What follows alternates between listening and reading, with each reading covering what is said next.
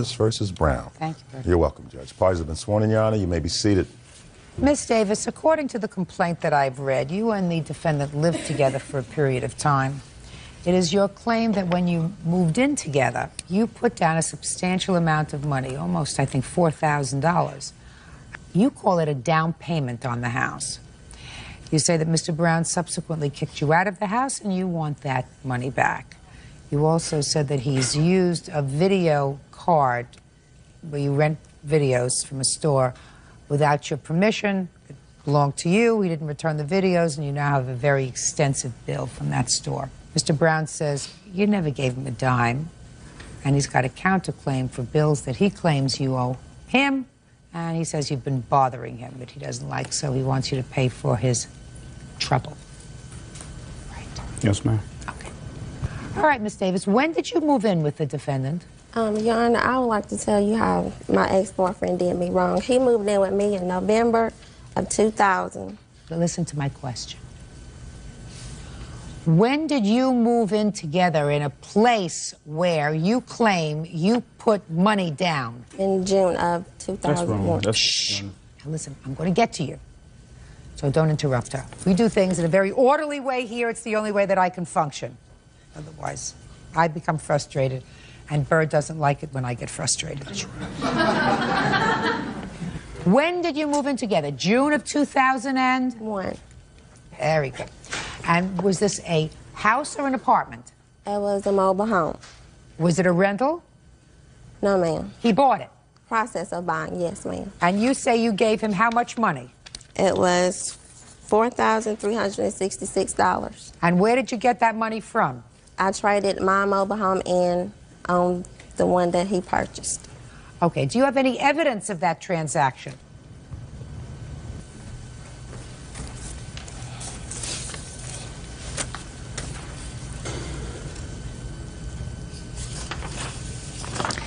All right, sir. I seem to have some evidence would tend to indicate, Mr. Brown, that she did not, in fact, give you any money towards the purpose of your mobile home. Exactly, she did not. Listen to me carefully, sir. I have evidence that she did not give you any money towards the purchase of your mobile home. But I have evidence here that she traded in her mobile home as a partial down payment for a mobile home that went into your name. No, not at all. Not at all? Not at all. What has transpired was a mobile home that was sold from her cousin to me for $500, which we used as a trade-in. Yeah, but they gave you credit for $4,366 as a down payment credit. That was the value of the mobile home. I'm buying something for $500 and trading in for another amount. That's just like a good business transaction. Your Honor, Does it make sense? It's a profitable business transaction. If you can buy a car for $200 and sell it for $2,000, that's a smart buy. So that's exactly what I did. I took a smart buy and used it to advance in a better home for me and my children. Something doesn't sound right, sir. It doesn't sound Does it sound right to you? He buys it for $500 from her cousin and then uses it, and they give him a down payment credit of $4,366. I also gave in a $2,500 cash deposit as well. On or about June 26, 2001, traded in her 1964 Windsor mobile home as a down payment on a 1998 Horton manufactured home. Right. This 1998 Horton manufactured was being purchased by David R. Brown. We gave Miss $4,366 on a down payment credit on the 1998 Horton. Yes. Now, where's her name? Is that on any of the transaction?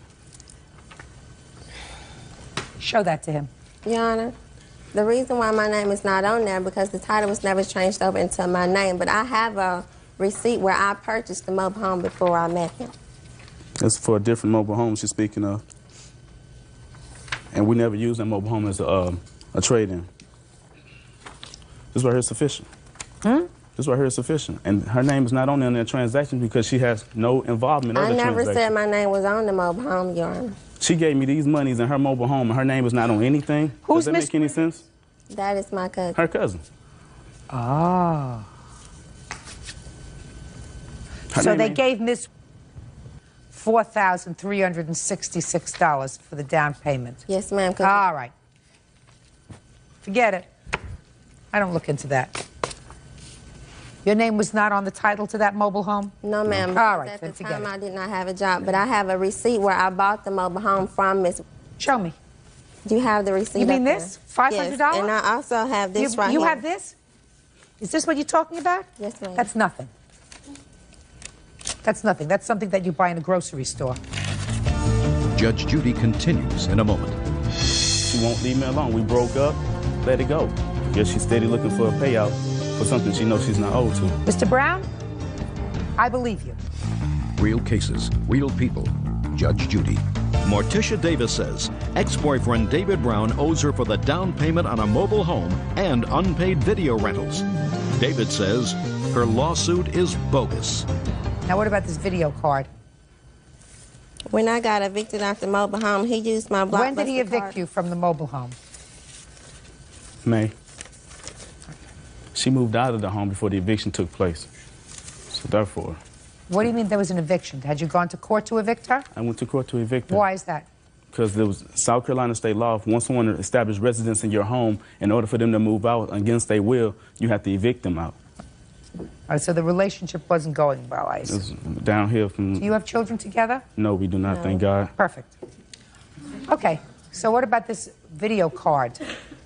Well, when he got his new girlfriend evicted me, I got some bills in the mail, which he used my card illegally at 3 different Blockbusters, never took the videos back. Show me.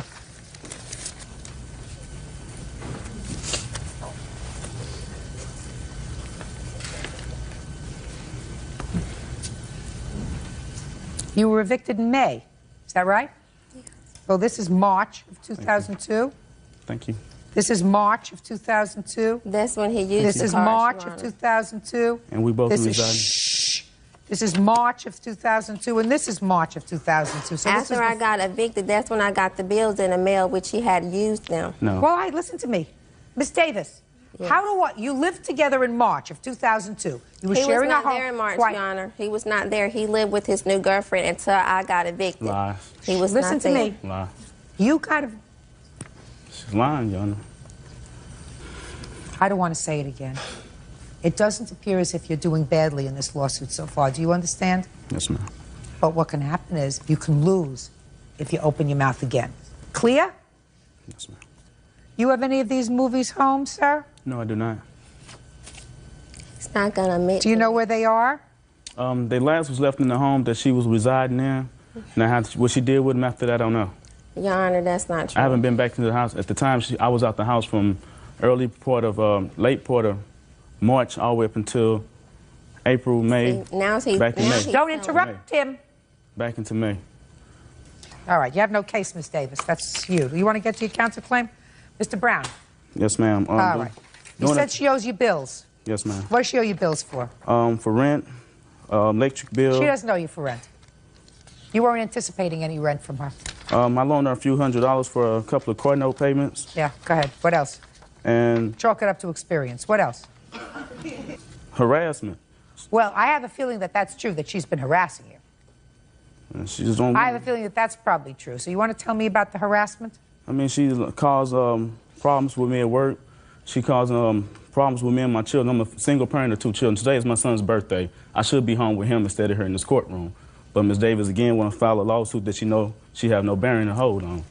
So therefore, it's just constantly, she won't leave me alone. We broke up, let it go. But yes, she's steady looking for a payout for something she knows she's not owed to. I believe you. I believe that she has made it her mission at this portion in her life to make your life miserable. That's what I believe. Put your hand down. Judge Why can't you just say it didn't work out, period, end of discussion? While you were living together for that year, where were you working? Interim health care. Okay. And I took care of 4 kids. What did you do with your money? I paid bills. What bills? I have light bills, water bills, phone bills. He paid the rent. Yes, that's all he paid was the rent and the land payment. What about the food? I got that. No, Really? I was on food stamps, Your Honor. was not. She was not. And as far as the electric bills and bills, those bills are in my name. And then she couldn't pay those bills. That's why I'm here now about the electric bill and the bills that she has now. Your Honor, I have these bills. Yes, they was in his name, but I paid them. Show me. After the fact that I left the house and I had these utilities cut off because she refused to pay them. You mean after you left in March? After I left in March. She was running them up in my name. Therefore, I had these bills. Your Honor, that's not true. Yeah, this is April. I want to see anything before that, madam, before you were in the house by yourself. You have proof that you paid any bills? I paid all the bills, Your Honor. Listen to what I'm saying. No, Your Honor, that is all I have. Right. That I can understand. And Mr. Brown had those bills in his name because he moved up there before I did. That's why they was in his name. Pay full attention to me. Yes, Your Honor. Did you have a checking account? Yes, ma'am, I do. So all you have to do was to bring to court today, since you knew that he was counterclaiming for bills. Your Honor, I didn't know. Proof? What do you mean you didn't know? I didn't know he was countersuing me. Really? When did you file your counterclaim, sir? Monday. When did you serve her? He haven't. Oh, then it's dismissed. Your counterclaim's dismissed. But not only is your counterclaim dismissed, Mr. Brown, but so is your lawsuit. And I'm going to make this suggestion to you. Sometimes things don't work out. How old are you? I'm 24. You have children? I have 2. I'm a single parent. Put a period, this is over, and devote all of your energies to working and your 2 children. Leave him alone. He doesn't owe you any money. Goodbye. I don't harass him, Your Honor. Parties are excused. You may step out. He jumped on me twice, and the mobile home was mine, which I didn't have the title with me. Many a times she had me arrested for domestic criminal violence, something that I didn't do. He's not going to do anything without being in the courtroom because he thinks he can get away with a lot of stuff. She came in here, Judge Judy seen between the lies and what she was trying to tell, didn't get nothing. Justice was served for the first time. And now the next case. All parties in the matter of Robinson versus Bradford. Step forward, please. Psychotherapist Cliff Robinson is suing his former friend, lab technician Angela Bradford, for the cost to repair his car window. Angela is countersuing also for the cost of a car window. Mr. Robinson, it is your claim that the defendant's son broke a window in your car, that the defendant, who was a friend of yours, agreed to fix it and did not pay you the money that it cost you to fix this rear window. Was it a rear window of your car? Rear quarter panel, yes. Ms. Bradford says, I think she's saying that she had initially agreed to pay for the window. Is that right? That is correct. But later, your son broke one of her windows in her car, and you should pay for that window. Is that your defense? It is. So let's make this as simple as we can, because Bird knows that I like to keep things simple. How much was the window in your car, Mr. Robinson? The window itself, Your Honor, came to $972.29. Let me see. I have pictures and the estimate. Well, I'm just curious because in here you say that my window cost $800 to replace, sir. That's with the labor and what it cost to. What did it cost you? $972, but in whatever the difference was. How did you pay for this? Cash. No. Not even sure about this bill. What kind of window was this? It's a rear quarter panel window in the Eddie Bauer Expedition. Oh, so it's a big window. It's a big window. Okay. Now, the only question that I have is whether or not you are in any way responsible for damage that she alleges your son did to her window. So, Ms. Bradford, I read your answer and I read your cross-complaint. And it appeared to me that you two were friends. Correct. How many children do you have? I have 4. And there came a time when, after this incident involving his car, he brought his kids over to your house to play. Correct. And asked you if you would watch his kids for a while. For 15 minutes, which turned into an hour and a half. Whatever. You agreed to take care of his children. And it was while you were in charge of his children that your car window was broken. Correct. Should have taken care of him better. Do you understand? I hear exactly what you're saying, Okay. Renee. Because it was your job to supervise the children, because you had assumed that responsibility when he left his kids there. Therefore, if something happened to your car as a result of a ball being thrown, that's your problem, not his. It's a lot of money. Do you have any insurance, sir?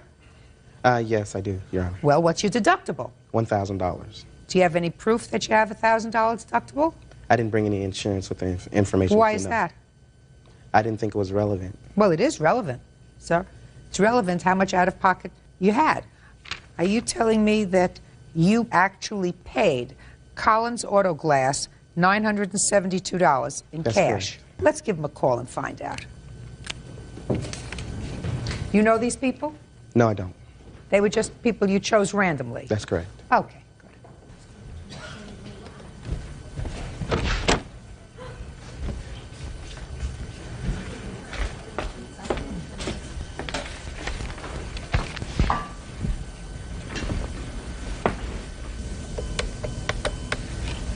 In Seattle, Washington, for Collins Auto Glass. So there is no Collins Auto Glass in Seattle.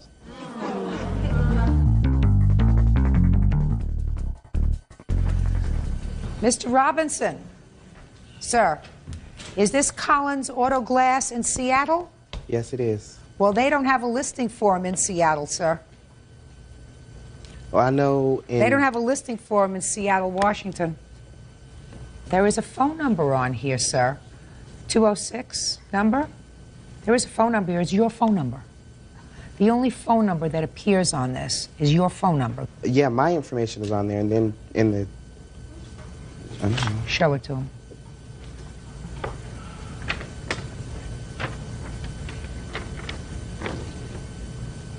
Yeah, that's my telephone number. That's correct. Oh, yeah, no. I don't. Collins Auto Glass doesn't have a phone number for their business. They also don't know how to spell residential.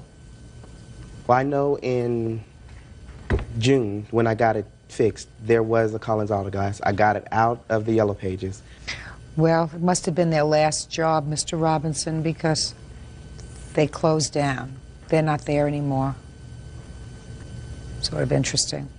But I'm holding you to what your complaint says, or your sworn complaint says it was $800 to replace.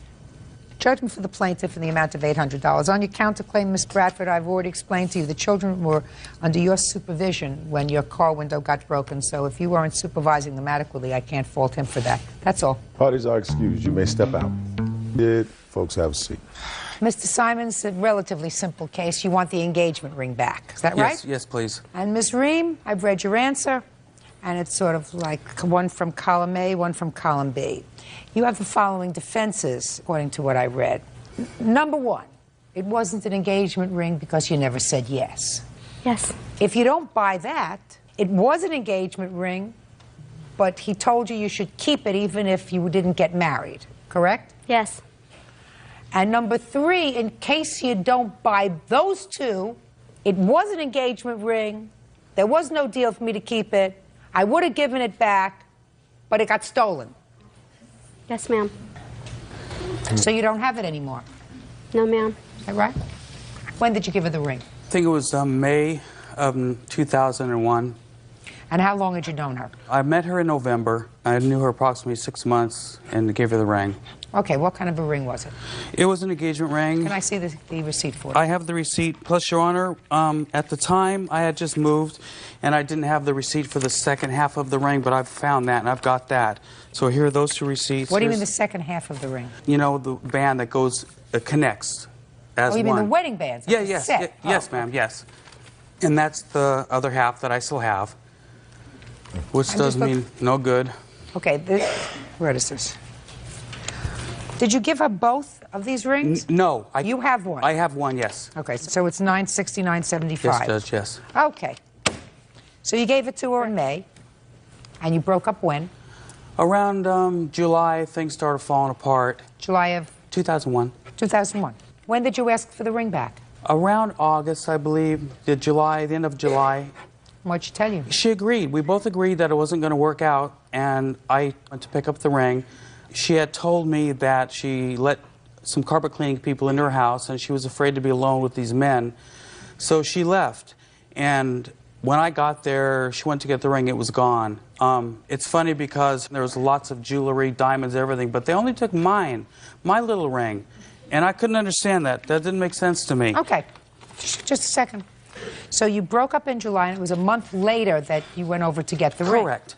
But you had asked for it when? Probably at the end of July. Okay, and she said come over in August. Yes. Well, she kept saying it might work, I hope it works, it might work, it may not work. So we tried, and it wasn't going anywhere. Okay. Now I'll hear you. Like it said, I lost my husband prior to that, and I was very vulnerable. And I'm not interested in that. Okay, I mean, not that I'm insensitive, okay, madam. It has okay. nothing to do with the ring. But, okay, well, we started dating, and I told him I wasn't ready to get married. And he got pushy about the ring. And then he asked me to marry him in May, and I told him I wasn't ready. And then he said, keep it as a gift. And think about it. All right, let's just say nothing. Say nothing. I don't believe that. Go to the next defense. Okay, I put it into my jewelry box for safekeeping, and so then, like he said, I had the cleaners come. I had to go pick up my daughter from school. Should have only taken 15 to 20 minutes, and so I went to pick her up, came back, and there was some coins and a little bit of jewelry missing, and the ring, and he made me call the police, and we made a police report. It's right here, and it couldn't be an engagement ring because he dated other women. He verbally abused me. He verbally abused my daughter. I'm not interested. Okay. But it just was an engagement ring. Sure, it was an engagement ring. It was an engagement ring because he bought not only the ring, he bought the wedding band. I told him I wasn't ready to get married. He told me to keep it. I don't believe you. I don't believe you. You owe him $975. Let me explain something to you. If you have a ring and if you break up with him and if you're not going to see him anymore, you give him back the ring. Case closed. I tried to. Case closed. In July, you don't hold on to it and put it in a box for safekeeping. That is, if in fact you put it in a box for safekeeping and you didn't go sell it someplace, which I think you probably did, or you still have it and maybe you're going to give it to your daughter or somebody else. In the meantime, if it doesn't work out, why should he feel as if you've taken advantage of him? Why? It was the other way. He told me he needed money for tires. Constantly always after me for money, all the time. That's what this is all about. He just told me he's going to take me to court to get tires because he needs new tires and because he just bought another house. Listen to me very carefully, madam. He's taken advantage of me from the very beginning. Then how old are you? I'm 38, but I'm very well put together. At the time, I wasn't. I was distraught. Listen to me. You don't look like the kind of person that anybody takes advantage of. I just lost my husband, and my mom got diagnosed with cancer, and he knew this. Listen to me. Listen to me. If you were grieving over your husband, you don't take a ring from somebody else. I know that. I know that now. But you did. But you did. Made a and mistake. by taking a ring from somebody, what you're really saying is, I'm interested. I'm interested. That's leading somebody on. That's cruel. That's unkind. And in my judgment, after listening to both of these stories and hearing your three defenses, A, I didn't say yes. B, if I said yes, he told me to keep it anyway, even if we broke up. And C, it got stolen. I don't believe you. After he came over and looked for the ring, you said, I'm sorry, my other stuff is here, but your ring is gone. He said, well, file a police report, which is what you did, correct? Anywhere in the police report did it say that there was evidence of a burglary? Yes. Well, show me.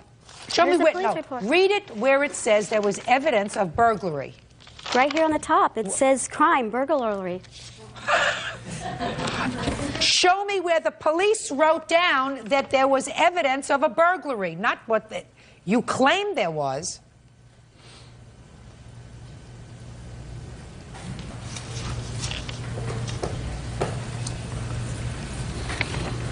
It doesn't say burglary, but it says she opened the top drawer and discovered her ring missing. Right, that's what you said. That's not what the... That's what he said. No, he also did this police report with me. Miss Reed, I mean, are you just thick? He comes over to get his ring.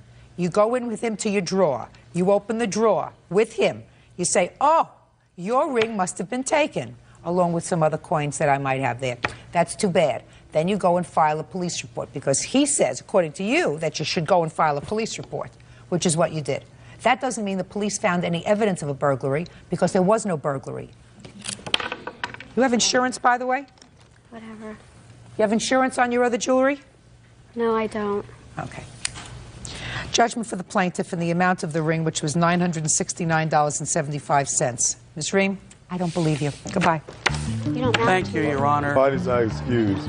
You may step out. He was always telling me to buy him things and stuff like that and saying, well, you got money, you got money. I own 2 homes, and she told me to sell my homes and give her all my money. He sues everybody. This is not his first time he sued somebody. He's sue happy. She used to call me on the phone and threaten me and tell me if I go to court, I'll be sorry. He's a liar, and he took advantage, and he knows it. And now the next case. All parties in the matter of Smith versus Henderson. Step forward, please. Maintenance man Joe Smith is suing his former live-in lover, paratransit driver Lisa Henderson, for the return of property. Lisa is countersuing for damages to her home and mental anguish. According to your complaint, you folks lived together for about 4 years. And at some point, Mr. Smith, you were arrested on a domestic violence charge. Either domestic violence or violating a protective order that Miss Henderson had obtained. It is your claim that while you were incarcerated, she took your property and she won't give it back to you. You did get some of your property, but she still has a whole bunch of your stuff. Correct. That's what your lawsuit is about. Miss Henderson says that you got everything that you're entitled to. What you didn't take yourself, an uncle of yours came and picked up. And she is counterclaiming for some damage that you did to her door when you were violating this protective order. So that's what we have. When were you arrested, Mr. Smith, for the first time on this charge of domestic violence? That was like almost 4 years ago. I don't remember the exact date. That's not the time that you took your property. Yes, that's the previous time. It happened twice. How many times have you been arrested altogether for domestic violence? Once. No, it had to be more than once. You said once 4 years ago, once more recently. No, so this was for violating a restraining order for just going to the residence. There wasn't any violence involved. Is that right? Yeah, he was charged twice. One for holding me captive in my apartment when I was 6 months pregnant in January of 2000. And he was convicted of that charge. We got back together. A testament to your good judgment. Yeah. October 17th of last year, I had a restraining order issued to him 2 hours and 15 minutes later after he was served. He kicked in the front door. Now, why was another protective order issued in October of 2002? Because we were not getting along in the household. I asked Mr. Smith to leave my house. He was... How long had he been living there? For like 4 months. And we were not getting along. So he's living there for 4 months. You weren't getting along. But no violence. No. The police had to come out one incident in September where he threatened to put a hit out on me. Before that, he said he doesn't like my son and he never will. So I said, you need to get your belongings and get up out of my house. If you don't like my son, you don't care for me. What happened in October? I asked him to give him a certain amount of time to get his personal belongings and give him enough time to move out. Did she do that? No. No, Just a second, don't interrupt. She didn't say to you, you have a week or 2 days or 48 hours? Get out right now. Judge Judy continues in a moment. We split everything in the household. So he paid his way. So he wasn't just coming to visit on weekends, right? Right. Well, that's not what you say in here. Real cases, real people. Judge Judy. Joe Smith says ex-girlfriend Lisa Henderson won't return his property. Lisa says Joe threatened to put a hit out on her. What did you do when she told you to get out? I told her I couldn't because I had just paid my rent, PG&E, and cable, and I have the receipts for that. So you were paying the bills? Yes. Some of the bills at least there. So you said, I'm not leaving because I'm paid up through November 1st. Actually, I told her I couldn't afford it because I just put my money into the household. Okay. But you told me you... Don't speak to him. Speak to me. So that was the conversation. He said, I'm not leaving right now. And what did you say to him? I told him he needs to be out of my house within that Friday. He sits around bragging that he got so many women to take care of him. So I said, call one of them up, tell them to back their car up in here and get your things up out of my house. And he said what? He said, I'm not going nowhere. I'm a legal resident. I'm not going nowhere. You have to get me out legally. Okay. So the next day, I went and filed for a restraining order. Well, Ms. Henderson, that's a violation of really what the restraining order is supposed to be about, madam. A restraining order is not something that you use instead of housing court. You had a discussion, you had an argument, you said get out and leave, and he said I'm not leaving. And you said no, you're going to leave, and he said get me out a legal way, and you said what's the best legal way for me to get out? I'll just go and tell somebody he threatened me. And you fill out a paper and you lie, because so far I haven't heard anything about a threat. And a judge looks at it and issues a restraining order. That's an abuse of what a restraining order is supposed to be. I'm here to tell you that. You can't use it in place of housing court that may take a little more time. So I'm sure you knew housing court would take a little more time, so you say restraining order, that takes a flash, and he's out. So then he's annoyed, because you get this restraining order and you lied to the judge when you got it. No. Yeah, sure you did. You had to have written something down that wasn't true. When he threatened to put a hit out on me. That was before. I had the police come out for a report. That was before. You were not annoyed about that. You were annoyed because he was bragging about other women and your son, and you wanted him out of the house. Come on, Miss Henderson. So you got the restraining order, and then what did you do? I had Mr. Smith served. And then what happened? And 2 hours and 15 minutes later, he came to the house and kicked the door in and threw the restraining order back in the house. You have a copy of the papers that you used to get the restraining order?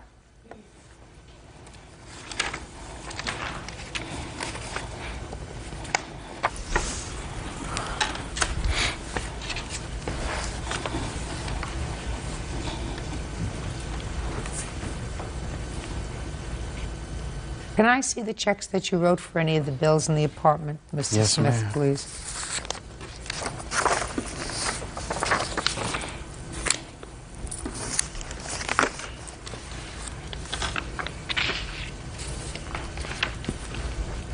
How much money did he give you towards rent every month? $100, sometime $97. Did you pay the cable bill? Sometime. Sometime Well, I he paid in September, he paid in August, he paid in May. We split everything in the household. So he paid his way. So he wasn't just coming to visit on weekends, right? Right. Well, that's not what you say in here, in your statement to the police. Sometimes I will allow him to stay a weekend or a few days because we were getting along, but then he won't leave. Well, that's not true. Right, Mr. Smith got evicted and asked me to come help him when he got evicted out of his place in Cutting. Our agreement was he was supposed to stay so long to save up enough money so he can get his own place. Well, that's not months and months where he's paying half the rent, paying half the bills, cutting everything in half. So he is a tenant there. Right. Okay. All right, Mr. Smith. Yes. I want you to tell me, sir, what items do you claim that Miss Henderson has that belong to you? Everything on my list that I have here. Well, let me take a look at the list. Okay.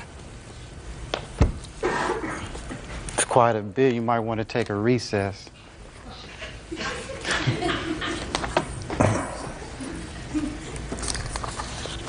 Show this to her, would you please, Bert? No, I have my list, Your Honor. And this is the list that we had in November 22nd when he was incarcerated, and he gave it to me. Who wrote that list? He did. Oh, then let me see that and list. And he got a different total from what he has on there. Oh, fine. Then let me take a look. And the check, and what you've crossed out is? The things that I gave to Larry in November. So you still have the other things? Because those are the things that he gave to me by him bringing it into the household, which is a gift to me. No, it's not a gift. None of these things are gifts. I want you to listen to me. None of these things are gifts.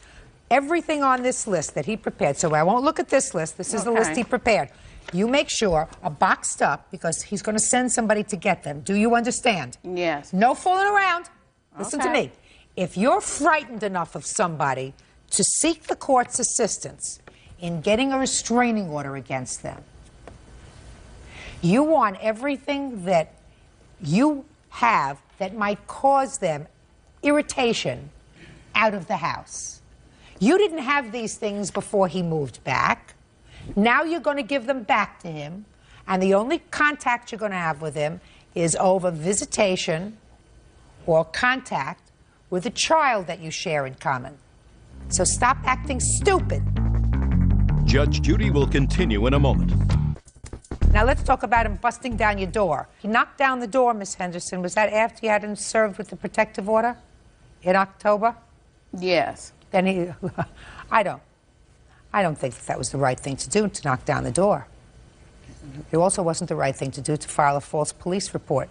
which you did. So you do not get your door fixed as a lesson not to abuse the court system. That's it. Good. 346 on the calendar in the matter of Miller versus Hastings, Washington. Parties have been sworn in, Judge. You may be seated. Folks, have seats, please. Who are you? Brenda Hastings. I'm Michelle's mother. How old is Michelle? 17. Okay. Miss Miller, Michelle is your son's girlfriend. Yes, ma'am. This is your son. Yes, ma'am. So you're really suing your son and his girlfriend. Her mother is here because she's a minor. Yes, ma'am. It appears from what I've read that you decided to rent a house. You were Yes, separating from your husband or something like that. Yes, ma'am. And that your son and his girlfriend said that they wanted to come and live with you. You say that this didn't work out, but they owe you for back rent. They owe you for money that they put on your credit card. They have a counterclaim. And their counterclaim involves both of their cars, which they say that you took, you hid, and caused damage to. No, ma'am. So that's what the case is about. Very complicated. When did you decide to rent this house? About the second week of September. And what was the rent on the house? $575 a month. And what was your arrangement with your son and his girlfriend? I had planned on moving. My husband and I were just going to separate for a little while to work out some differences. There was a duplex that I had been waiting on that was around the corner from the house. My 15-year-old son had told Charlie here that we were moving, and Charlie indicated to him that he needed a place to go. He was tired of the stuff at Brenda's house. I had talked to Charlie. He had been living with you? Is that right? How old are you? 19. I had talked to Charlie and told him that was fine. There was no mention of Michelle at the time. That came up later with Charlie saying that she don't really act like she acts, but she'll act better when she's not around her mother. I thought about it for a while, and I said, well, we'll give it a try. And this is a lot of information that I really don't need. Okay. Well, I went up and asked the landlord, and the landlord said they were renting it. Oh, okay, fine. So you decided to rent it, and you decided to let the two of them move in with you. Right. And what was the financial arrangement with them? We would go on the rent 3 ways. Did you discuss that with her mother? No, ma'am. And you knew she was 17? Her mother had put her out. They wanted both. They had asked several times for both of these to put them out. And my young son here, Derek, Miss Miller, can tell you. That's not my question. My question was, you knew that Michelle was 17. Yes, I did. Okay. Michelle cannot enter into a contract with you because she's a minor. So if you did not have an agreement with her mother to pay a third of the rent, you cannot sue Michelle for a third of any rent that you believe she owes you. Do you understand? Yes, ma'am. Okay, so let's do away with that. So let's deal with your son. Did your son give you any money towards the rent? No, ma'am. He gave me $150 to help put on deposits on the utilities. So he gave you $150? Yes, ma'am. How long did they live in the house? 6 weeks. 3 weeks. 6 weeks. And when did you move out of the house? The 28th. Of September? Yes, ma'am. Charlie did not move out of that house until the 10th of October. I moved out the 28th. You stayed there. You were on the run from the police. Shh, just a second. Miss Miller. Yes, ma'am. What rent do you believe your son owes you? For him and Michelle, then it should have been half of the $575. No. Miss Miller. He's supposed to pay a third of the rent, right? Right. But I have a 15-year-old at home that these two here complained what was his part of the rent because he was getting child support. Did you move in with another child? The 15-year-old moved in shortly after these two did. He didn't stay there all the time, but he was there. What about you? Did you move in? I didn't move in until the 24th of September. September? No, August. Oh, no, it was September. I'm sorry. I didn't even stay there half of the time. Miss Miller. Stayed maybe a whole week Miss Miller, did you move in August 24th or September 24th? September 24th. Okay. Well, let's go to the credit cards that you say that they used. How did they come to have possession of your credit cards? They didn't have possessions. We had an agreement. I have a letter from the landlord because Mrs. Hastings was putting them out. We had an agreement to try to get the house livable for them to live in so they had a roof over their heads. And you're talking about credit cards, Miss Miller. Let me hear about the credit cards money. I put my credit cards, to get the house in order for them to live in, they had to have floors, it had to have cabinets, it had to have everything. The house was gutted out. It had to have everything. So is that what was put on your credit card? Yes. So why do you think they should pay for that? because we're in agreement. If Mrs. Hastings put them out. Negative. Stop saying Mrs. Hastings put them out. It doesn't make any difference whether she put them out or not. Now, am I correct? It does make a difference. No, yes, it doesn't make a difference legally. Her mother put them out. He didn't have a place to go. He cannot go to my house that I own. My husband will not let him stay there. He's already ripped us off. He's breaking into the house. He's broken into the garage. He's not allowed on the property. Okay? Ms. Miller. I did what I could to get him a roof over his head. Ms. Miller, you're his mother. Listen to me. You're his mother. Excuse me, ma'am. But this boy, I've got papers. This boy has been in and out of jail, detentions. He was stolen from me when he was 14 months old. I've got legal documents, Charlie, to prove it all. Miss Miller. He's on drugs. I've tried for years to get him help, okay? Miss Miller, listen to me. I understand that you have a frustration with him. If you helped him out as much as I have in a lifetime, you would too. Miss Miller, listen to me. If Miss Hastings allowed your son to come and live in her house with her 17-year-old daughter, then she's got rocks in her head and probably decided she had had enough. Bottom line, that's your son. It's not her son. And if she had had enough of him and was putting him out, and her daughter Michelle says, I'm not staying here without him, then she says, you want to go with him? Go with him. He's been living there with her since she was 15 and he was 17. You want to know something? And she's put him out 3 times. Miss Miller. I have been there. Miss Miller. Miss Miller. Yeah, okay. Miss Miller. Yes, ma'am. This is your son. And if she's put him out 3 times, and if he was living there from the time he was 17 years old, it had to have been because you and your husband put him out. Exactly. No, he left on it. No, you left on your own Miss because Miller, you don't were talk on to him. drugs, Charlie. Miss You were Miller, selling drugs 1, 2, out of my 3. house. Miss Miller. And I called the police Put her on you. outside. That's why you left. Put her outside. I'm going to let you cool off outside, Miss Miller. Real cases, real people. Judge Judy. Atina Miller says her son Charlie Washington, his girlfriend Michelle Hastings, and Michelle's mother Brenda owe for rent and repairs to her home. Okay. Miss Miller, you can't talk to your son. This is not time for you to shout at your son when you're in a court. Time to do that is when you had him in therapy when he was 7 years old. If your son had been giving you problems and moved out of your house, whether you put him out of your house or whether he left voluntarily, you knew where he was living with the Hastings family and their daughter, that was probably a major error on their part. Some people do that. I never quite understand why they've taken somebody else's problem into their home. But be that as it may, if you decided that you wanted to put a roof over your son's head as his mother, that's what your job is.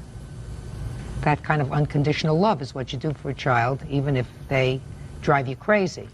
Are you currently living in the house? No, ma'am. Did you decide to go back to your husband? Yes, ma'am. Is that where you are now? Yes, ma'am. Is that where you're going to stay, you think? Yes, ma'am. Tell me about the cars. You took your son's car out of impound? I paid to get it out, yes, ma'am. What'd you do with it? Set it in my backyard. And what happened to it? It sat there until the day that he came and threatened me. And then I took it down on the corner where I told him and the police officer that I would set it and left the keys in it, that in the Nissan. And somebody stole it? I don't know. Well, it wasn't found on the corner, is that right? I don't know where they found it at. Where did you find your car? I found mine in a ditch on Orville Smith. It was not in a ditch. I got pictures of where I left it. Well, that's what I'm saying. So what you're saying is somebody took the car after you left it there with the keys in it. Why'd you leave it there with the keys in it? There was no keys in it. There was keys in it. Crazy. When you left it, the keys were in it. So I'm asking you, why did you leave it with the keys in the car? He came, he harassed me. I didn't want him on the property. And for him to come get the keys, then he would have to come on the property. And I talked to him in the back of the police car and told him. What were the police doing there? I called him because he threatened me. When did he threaten you? When he came to the house. Was this after he had moved out of the rental house? No, he was in jail. He had just gotten out October 31st, and I didn't know he was out of jail. What was he in jail for? Theft of property from an auto and breaking and entering of an auto. What were you in jail for? Assault the third. He was also in jail for that. Assault the third. Who did you assault? My girlfriend. You ever arrested for breaking and entering? Yes, ma'am. When? in 97. What about auto theft? Yes, ma'am. So you got his car out of impound, you told the police he had threatened you, you were taking the car, you were parking it at the corner, you were leaving the keys in the car, and that's the last you know of the car. Yes, ma'am. And you found the car when you got out of jail, sir? I did. Where did you find it? It's on Orville Smith Road. She parked it in the edge of the woods. No, she doesn't park it anywhere. You found it there. You didn't see I found it there. You found it there. I got out and I looked and I turned around and I went back to my house. And I brought him down there and he couldn't find no keys nowhere in the car. Well, maybe somebody who stole the car took the keys after they finished joyriding in the car. What about your car? Well, my mother and my father found it in a hayfield. What makes you think that Miss Miller took your car? Because she stole the keys out of my purse. I didn't have it in my possession. No, I did not steal the keys from her purse. This key goes to a car of Charlie's that he has in their yard. I don't know if it runs or not, but it was sent this key ring with this key. And when I talked to Charlie on the phone after he had beat up Michelle, he told me one of them keys went to the car. And that's how I got the car.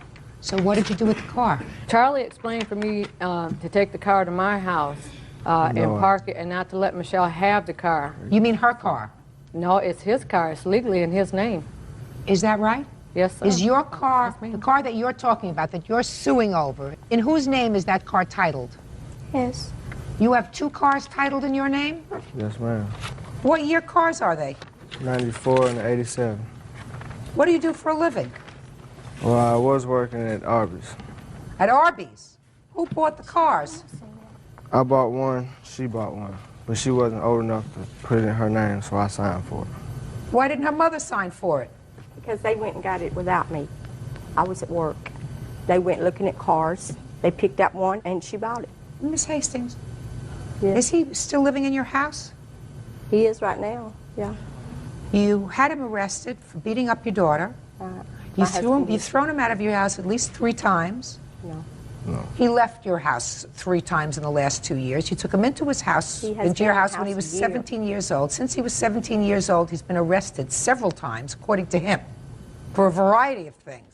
Breaking and entering, auto theft, assaulting your daughter. Would you kindly tell me what kind of medication you're on? Because I want to take some. If you don't see that he's not right for her. Real cases, real people. Judge Judy. Bettina Miller says her son Charlie Washington, his girlfriend Michelle Hastings, and Michelle's mother Brenda owe for rent and repairs to her home. Miss Hastings, he's not right for her. He may not be right for her, but everybody has to make their own choices. And hey. Everybody has to make their own choices once they're an adult. Until you're an adult, your parents help you make those choices, and they don't do things that encourage you to make bad choices. Well, Tina has put her son out several times. Tina's son is a bum. Was your daughter a bum when she was 15? No, my daughter was in school when she was 15. Is she still in school? She's going to night classes. No. Before she met him, she was in school. Yeah, but she... After she met him, she's not in school. Had nothing to do with him. Oh, listen, Miss Miller. Yes, ma'am. I'm going to give you some words of advice. Is this the first child that you've had that's been in trouble? Yes, ma'am. You think you know how to deal with it now? Yes, ma'am. Tell me how you're dealing with it. I work with the best I can. My advice to you is you be there as a backup in case of an emergency, in case something bad happens. But until he grows up and stops doing things that are both harmful to himself, to the people that care about him, and to you, he's going to have to make his own mistakes. If you put yourself in a financial position where you've stretched your finances, it's a foolish thing to do. Because what will happen is he will never be forced to grow up. You tell me you put him out of the house, or he left the house when he was 15. The Hastings took him in. And when the Hastings decided to put him out, you provided a roof over his head. He's never had to grow up and face responsibility. Had 2 cars titled in his name, working at Arby's. Well, he didn't buy the car. The Firebird was given to him as a gift by me and my husband. I did not put him out of the house. He had a choice. He could go to jail or he could go back to Michigan to his dad. He took off on his own. He was on the run. We did look for him. He stayed with a friend of his up in a trailer, drinking, getting high. The owner of the trailer came to our house, wanted to know what was up. We went up there. He was gone. Okay. Ms. Hastings, I've already told you what I think of the fact that you allowed him to move back into your house after he beat up your daughter. That's the dumbest thing I ever heard. Absolutely the dumbest. And if your daughter wants to be dumb enough to take off with him, as you said, people make their own choices, but you're making it real comfortable for her to do things that ultimately are going to be devastating. It doesn't matter in what they have done. I mean, it's the car situation. It's her having them to move into a rental house because her marriage, she moved out. Listen to me. I'm not dealing with your lawsuits. Both of your lawsuits are nonsense. Hers, she cannot convince me that her son owes her any money. With regard to the cars, you have no proof whatsoever that your mother took your car, put it in a ditch. She says that after an argument with you, she told the police, I'm putting the car on the street corner with the keys in it. I don't want him anywhere near my house. A reasonable explanation is that somebody walked by, saw the keys in the car, took it for a joyride, and trashed it. I think that both of you, but especially you, Miss Hastings, I don't understand you at all. What do you do all day, sir? Now, Now. go to school No, you don't. at night. I asked you what you did during the day. Don't tell me that you go to school at night. What do you do all day? Hunt for jobs. Hunt for jobs. Michelle, what do you do all day? Work. Where? At Walmart. You work 5 days a week? 8 hours a day, 5 days a week. And you come home and he's watching TV? Michelle, look at me. You come home and he's watching TV? I don't know what he does during the day. Michelle, before you get pregnant, get smart. You'll be working at Walmart, 9 months pregnant, and he's going to be sitting home playing with Nintendo that you will have bought him for Christmas. Get smart. Cases are dismissed. Parties are excused. You may calendar in the matter of Griffin versus Moore. Thank you, Bert. Parties have been sworn in, Judge. You may be seated. Folks, have seats. According to your complaint, you and the defendant met when I believe her husband and your son were incarcerated together. Yes, ma'am. Your complaint alleges that you developed a friendship and you allowed the defendant to charge certain items on your credit card with the agreement that she would repay you or pay the bill as it came in. Initially she did, then she stopped. And you allege that when she stopped paying, she owed you $842. That's correct, Your Honor. So when did you first meet the defendant? I think approximately about a year ago. My son was incarcerated, and he was her husband's roommate. So we became good friends, and we would go shopping at the Avenue, and every time she would charge anything, she was so good about paying it. I mean, it was probably most of the time before it even became due.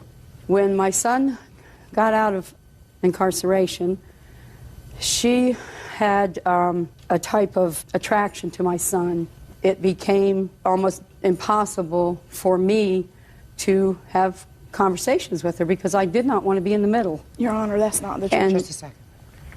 And after a lot of harassing phone calls, I had asked to quit because I couldn't take it anymore. Then at that time, she refused to pay for what was left to be owed on my credit cards. What was left? This is the deposits of as far back as we started this. These are all that she's charged, all she's paid, what she owes is left.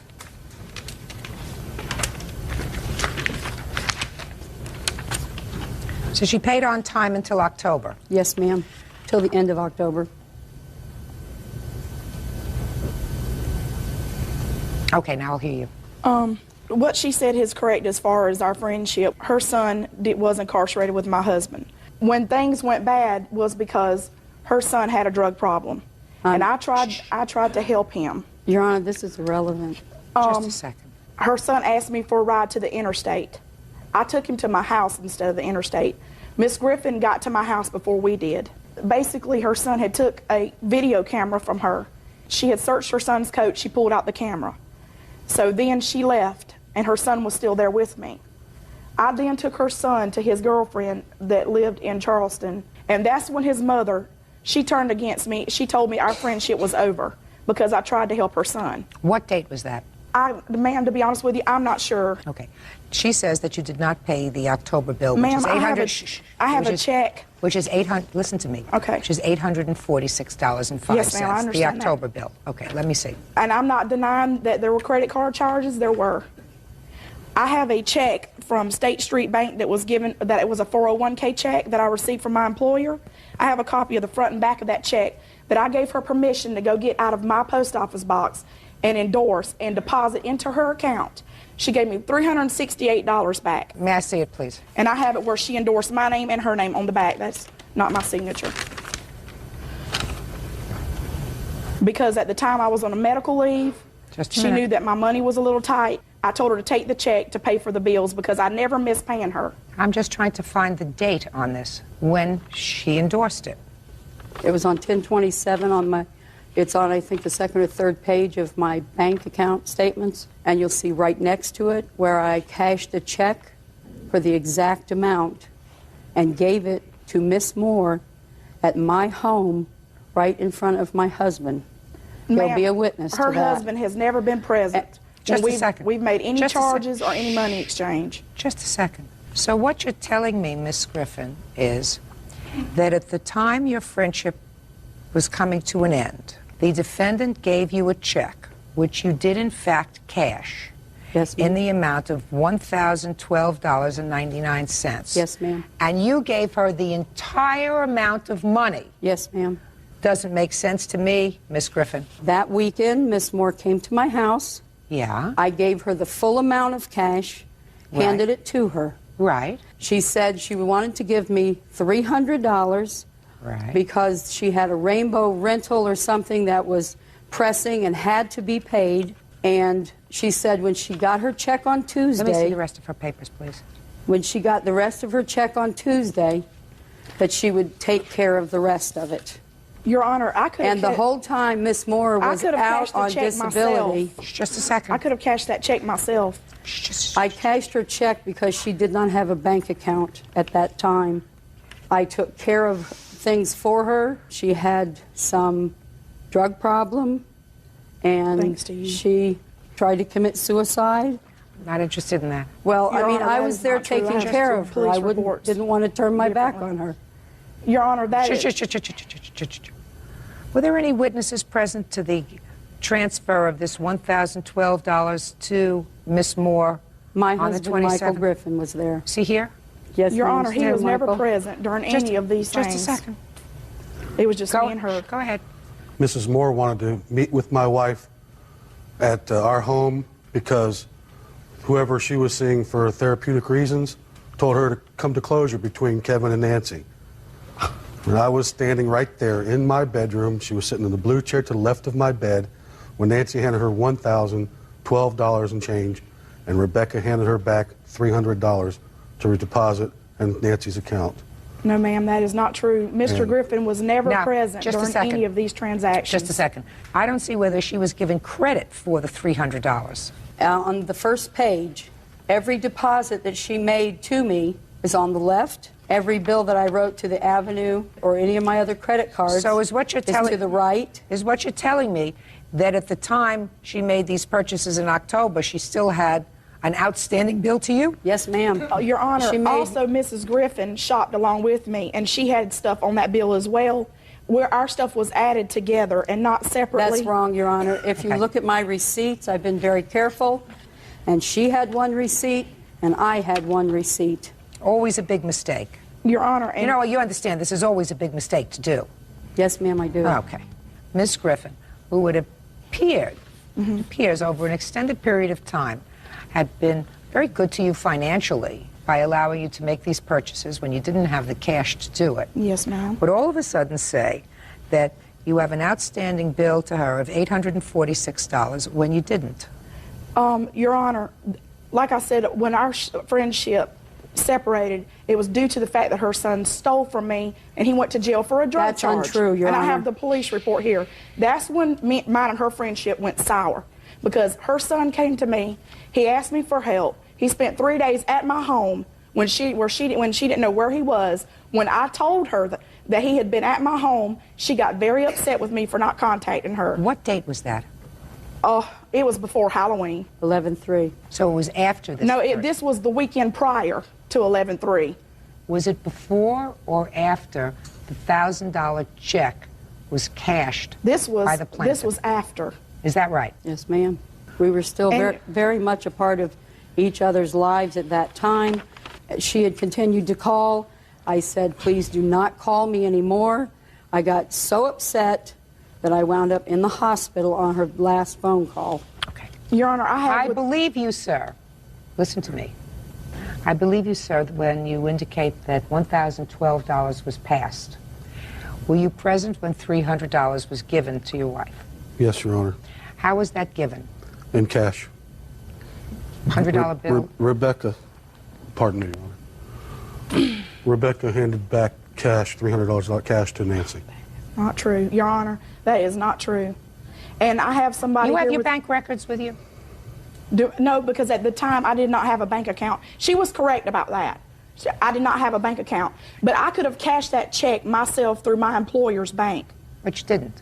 But I always cash my checks by myself. She you never said did you it had a before. witness. I'll hear your witness if your witness has anything germane. If he does. Yes, What is ma'am. your name? Alan Young.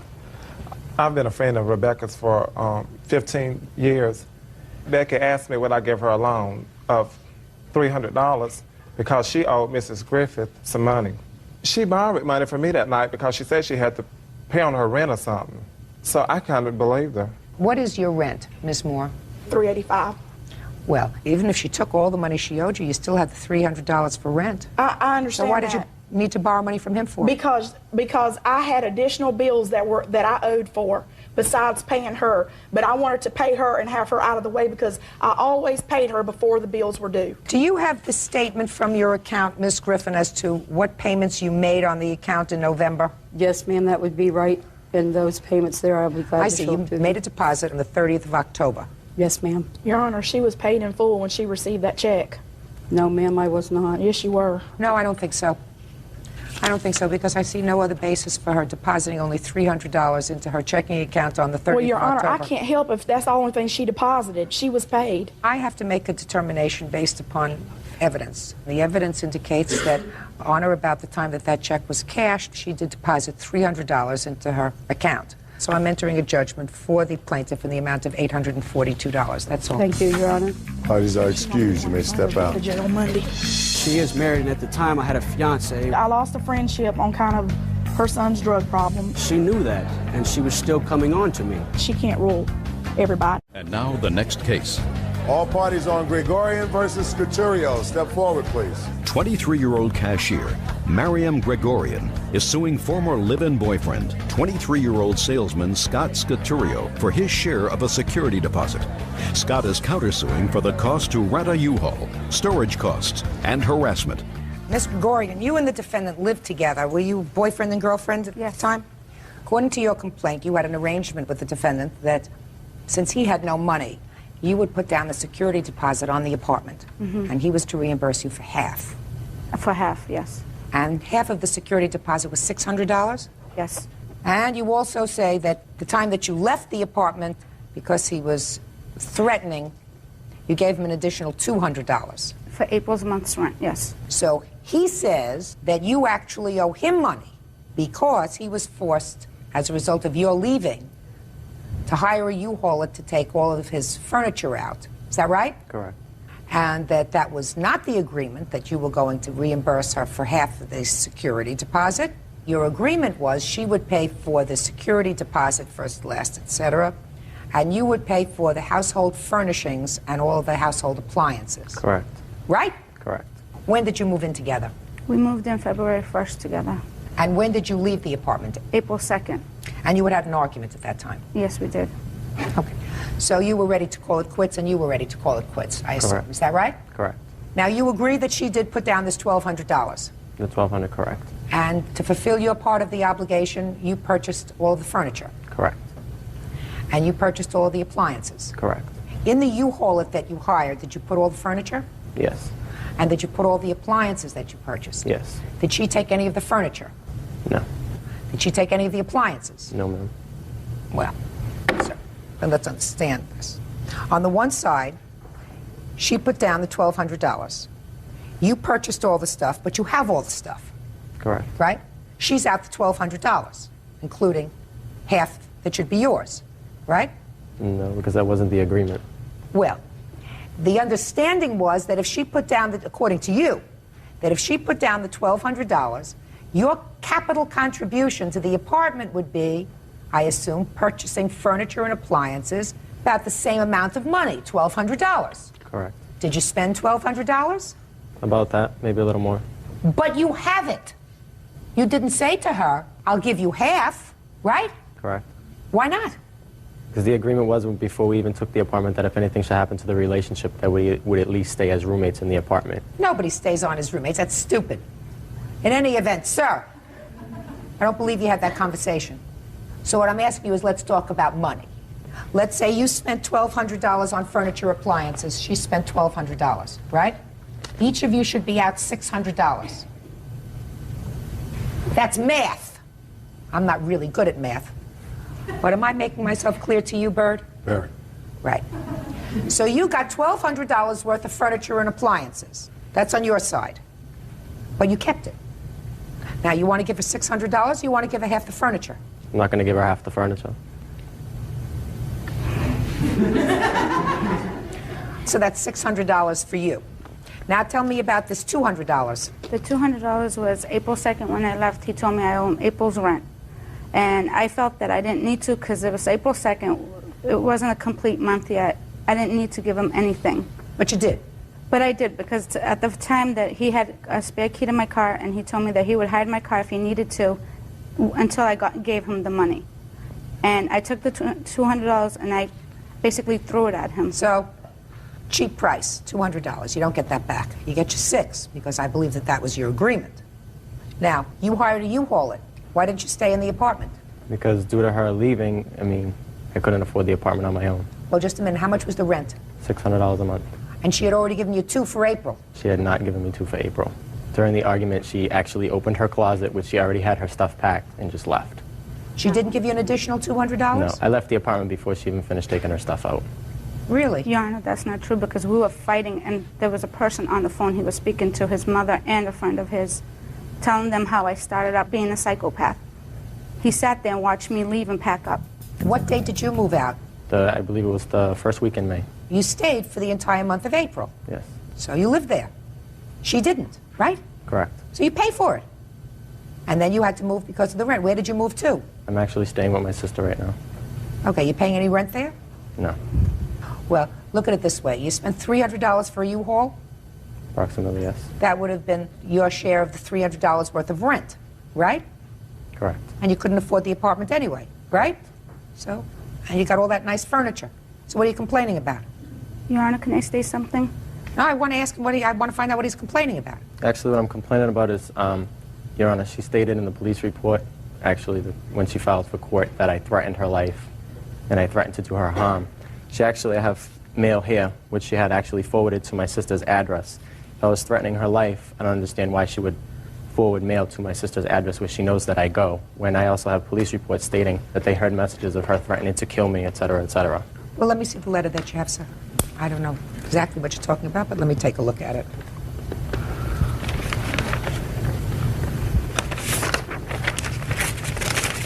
I forwarded the mail to her sister's address because at the time when I had nowhere to go, she offered to take me in. That's why I did it.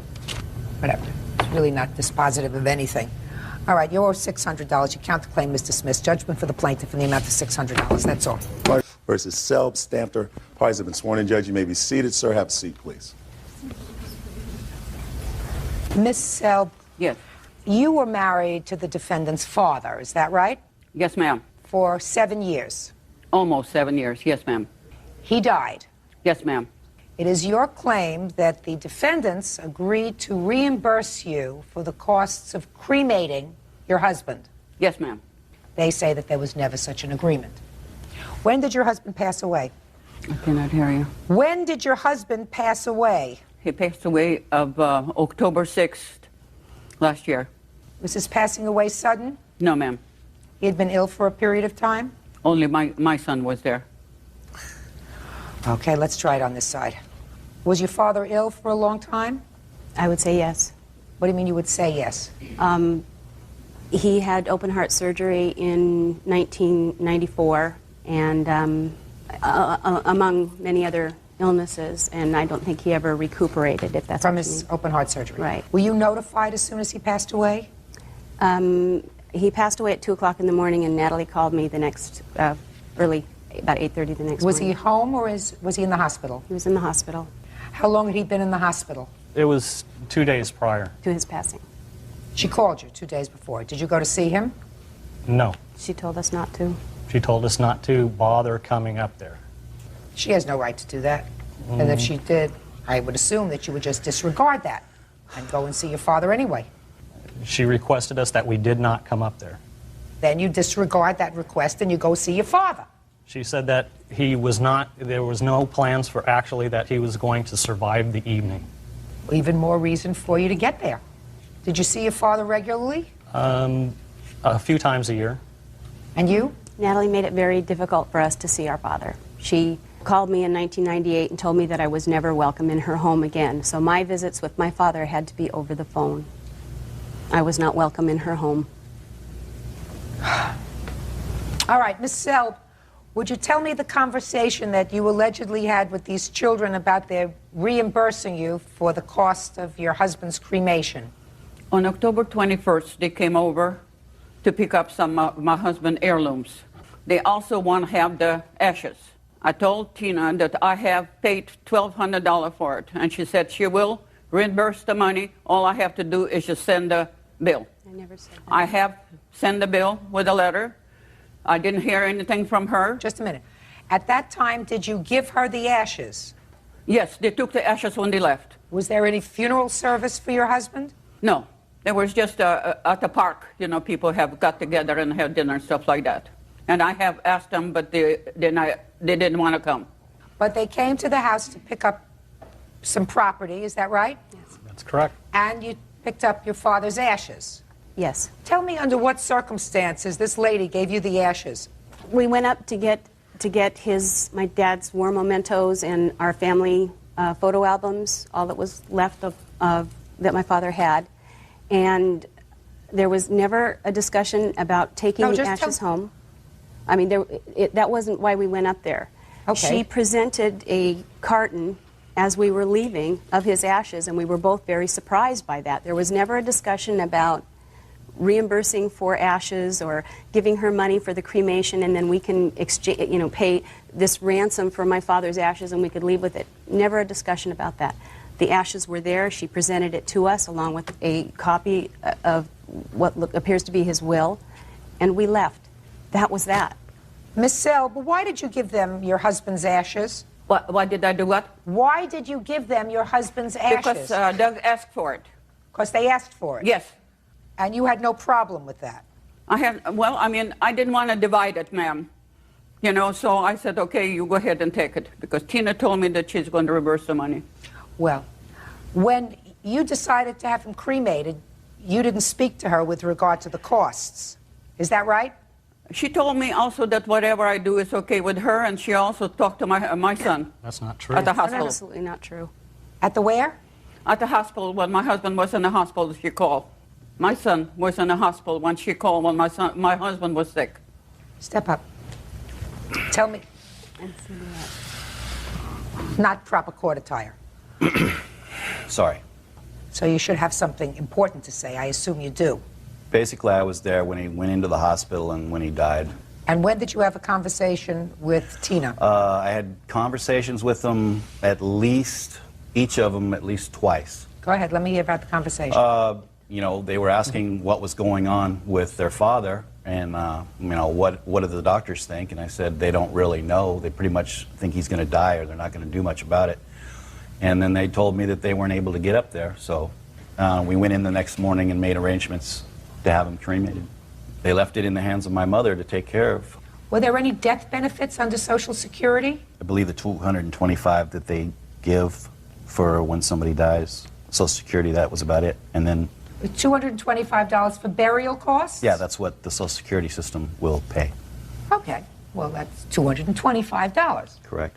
Even that, your lawsuit is $1,200, which is the entire cost of cremation, right? Yes. Is there a will? Your Honor, my father had an estate when he married Natalie. And I have here a record of every single thing that my father had and things that show, as far as I'm concerned, that he had an estate that more than paid for funeral expenses. Plus his wishes to be buried He wanted whole. to be buried whole next to my mother, who died in 1983. He already had a plot. He already had his wishes known. She knew them. She and I discussed this. When he died, she knew that we did not want him cremated and that he didn't want to be cremated.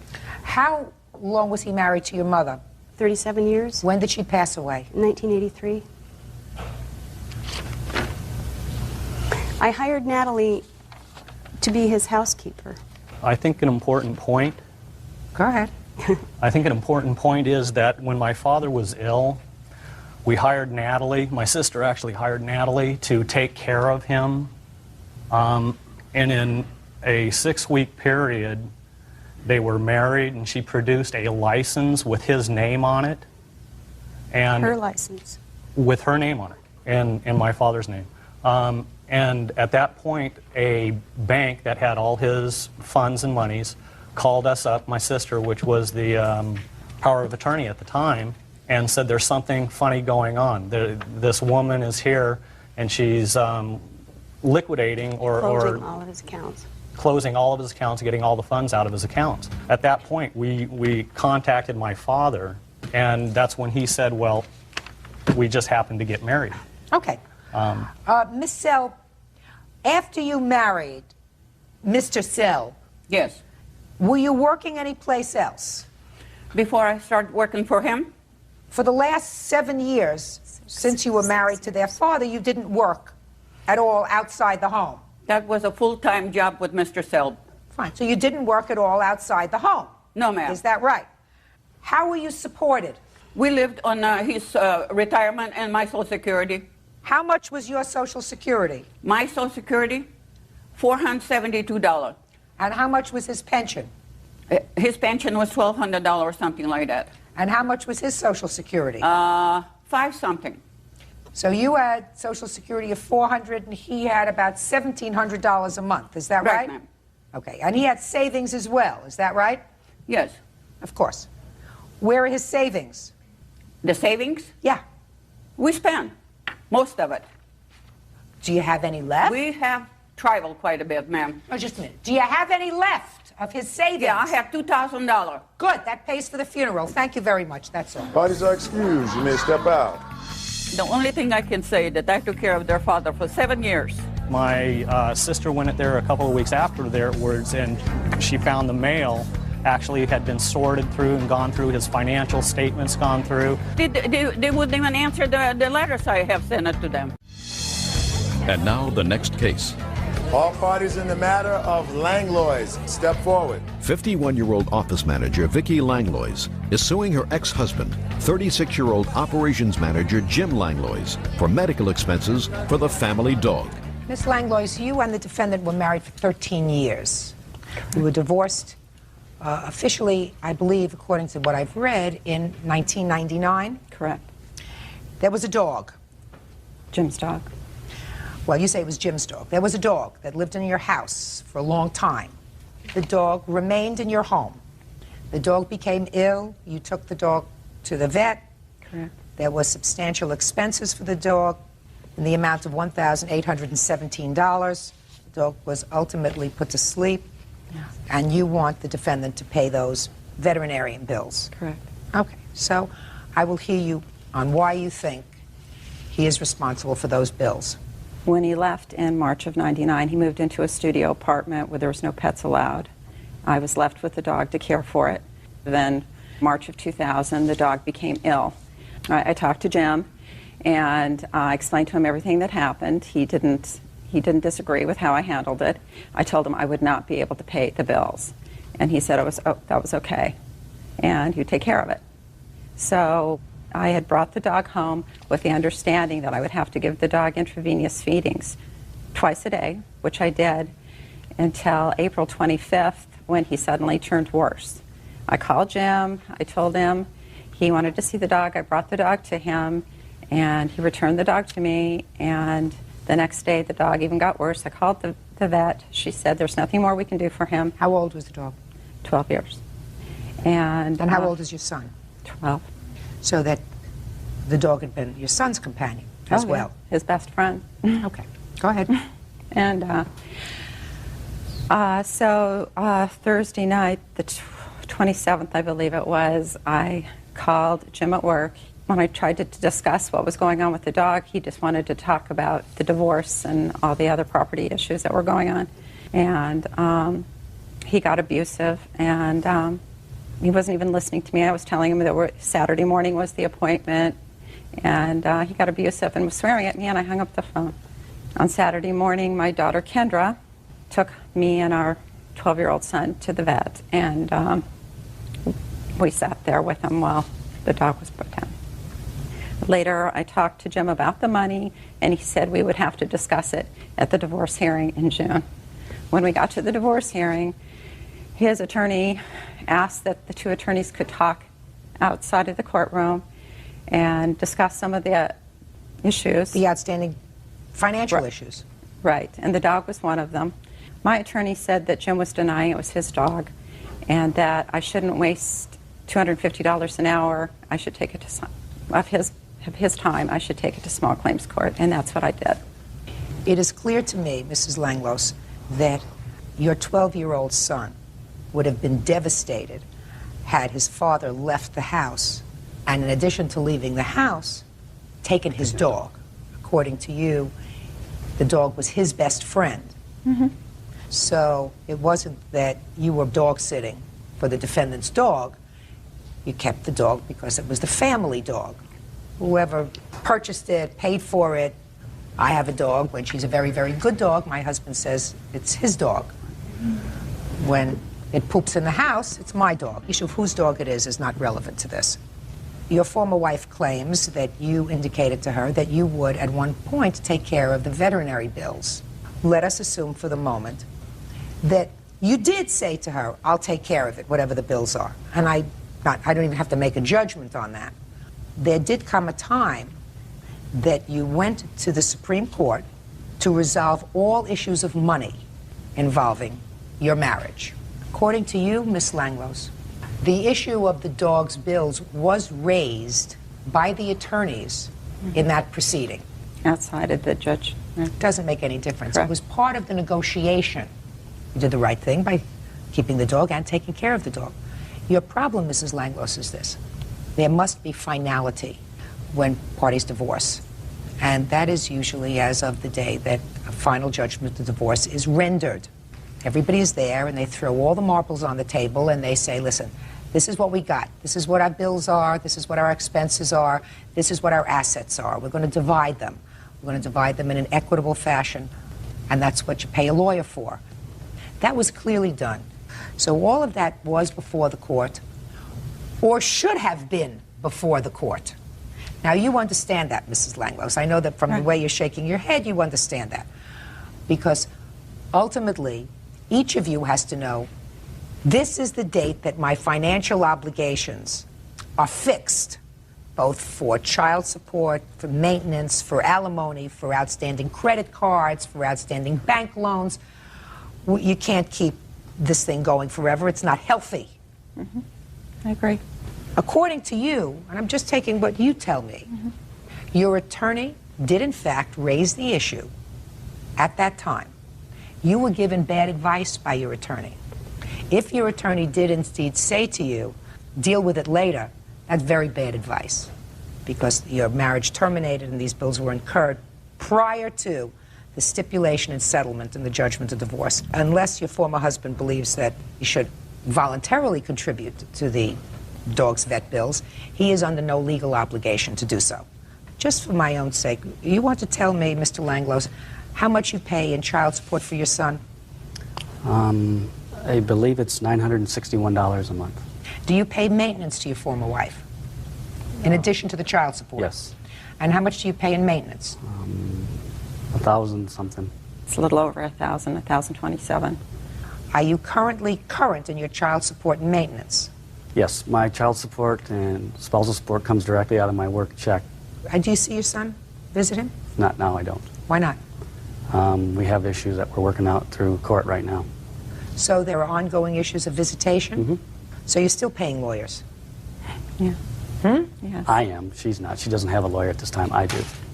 Well, that's unfortunate. No, that's not true. I do have a lawyer. Whether you have But a yes, lawyer, we I have his letter that says whether you he's- have a lawyer or not, it's really unfortunate that you can't put a period and start having some sort of normalcy to your lives. That's really very unfortunate. In any event, Ms. Langlois, all financial issues were resolved in your case in June of 2000, so your lawsuit... All right, there's a rather complicated fact pattern in this case, so let me see if I understand it. The defendant is your brother. Yes. About 2 years ago, your brother had just been released from jail and came to live in your father's home. Yes. This is your father? Yes, it is. Within a day or so after his release, a probation officer came to the house to check up on him, and the probation officer came unannounced. Yes. And that was a condition of your probation. Yes. What had you been in jail for? Possession of methamphetamines? Drugs. Yes. And when the probation officer arrived, the probation officer found your father smoking marijuana. Yes, in his room, Your Honor.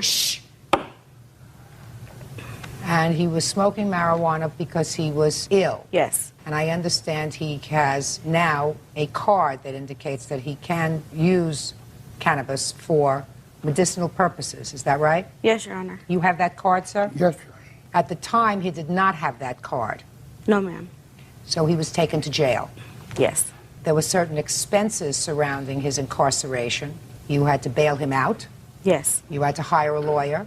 Yes. And you say that your brother agreed to repay you for these Yes. costs because, but for the fact that he was in the house, you felt as if he was responsible. The probation officer wouldn't have been there, your father wouldn't have been arrested, and you felt as if it was his fault. Yes. Would you step up, sir?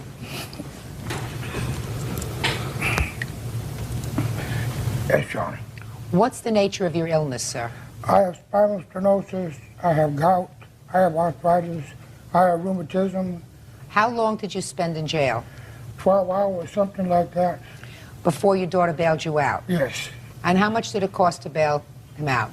The bail was set at $8,000, so we had to put $800 down. And you hired a lawyer? Yes, ma'am. And how much was the lawyer? The lawyer was $2,500. You have receipts for those two things? Yes, I do.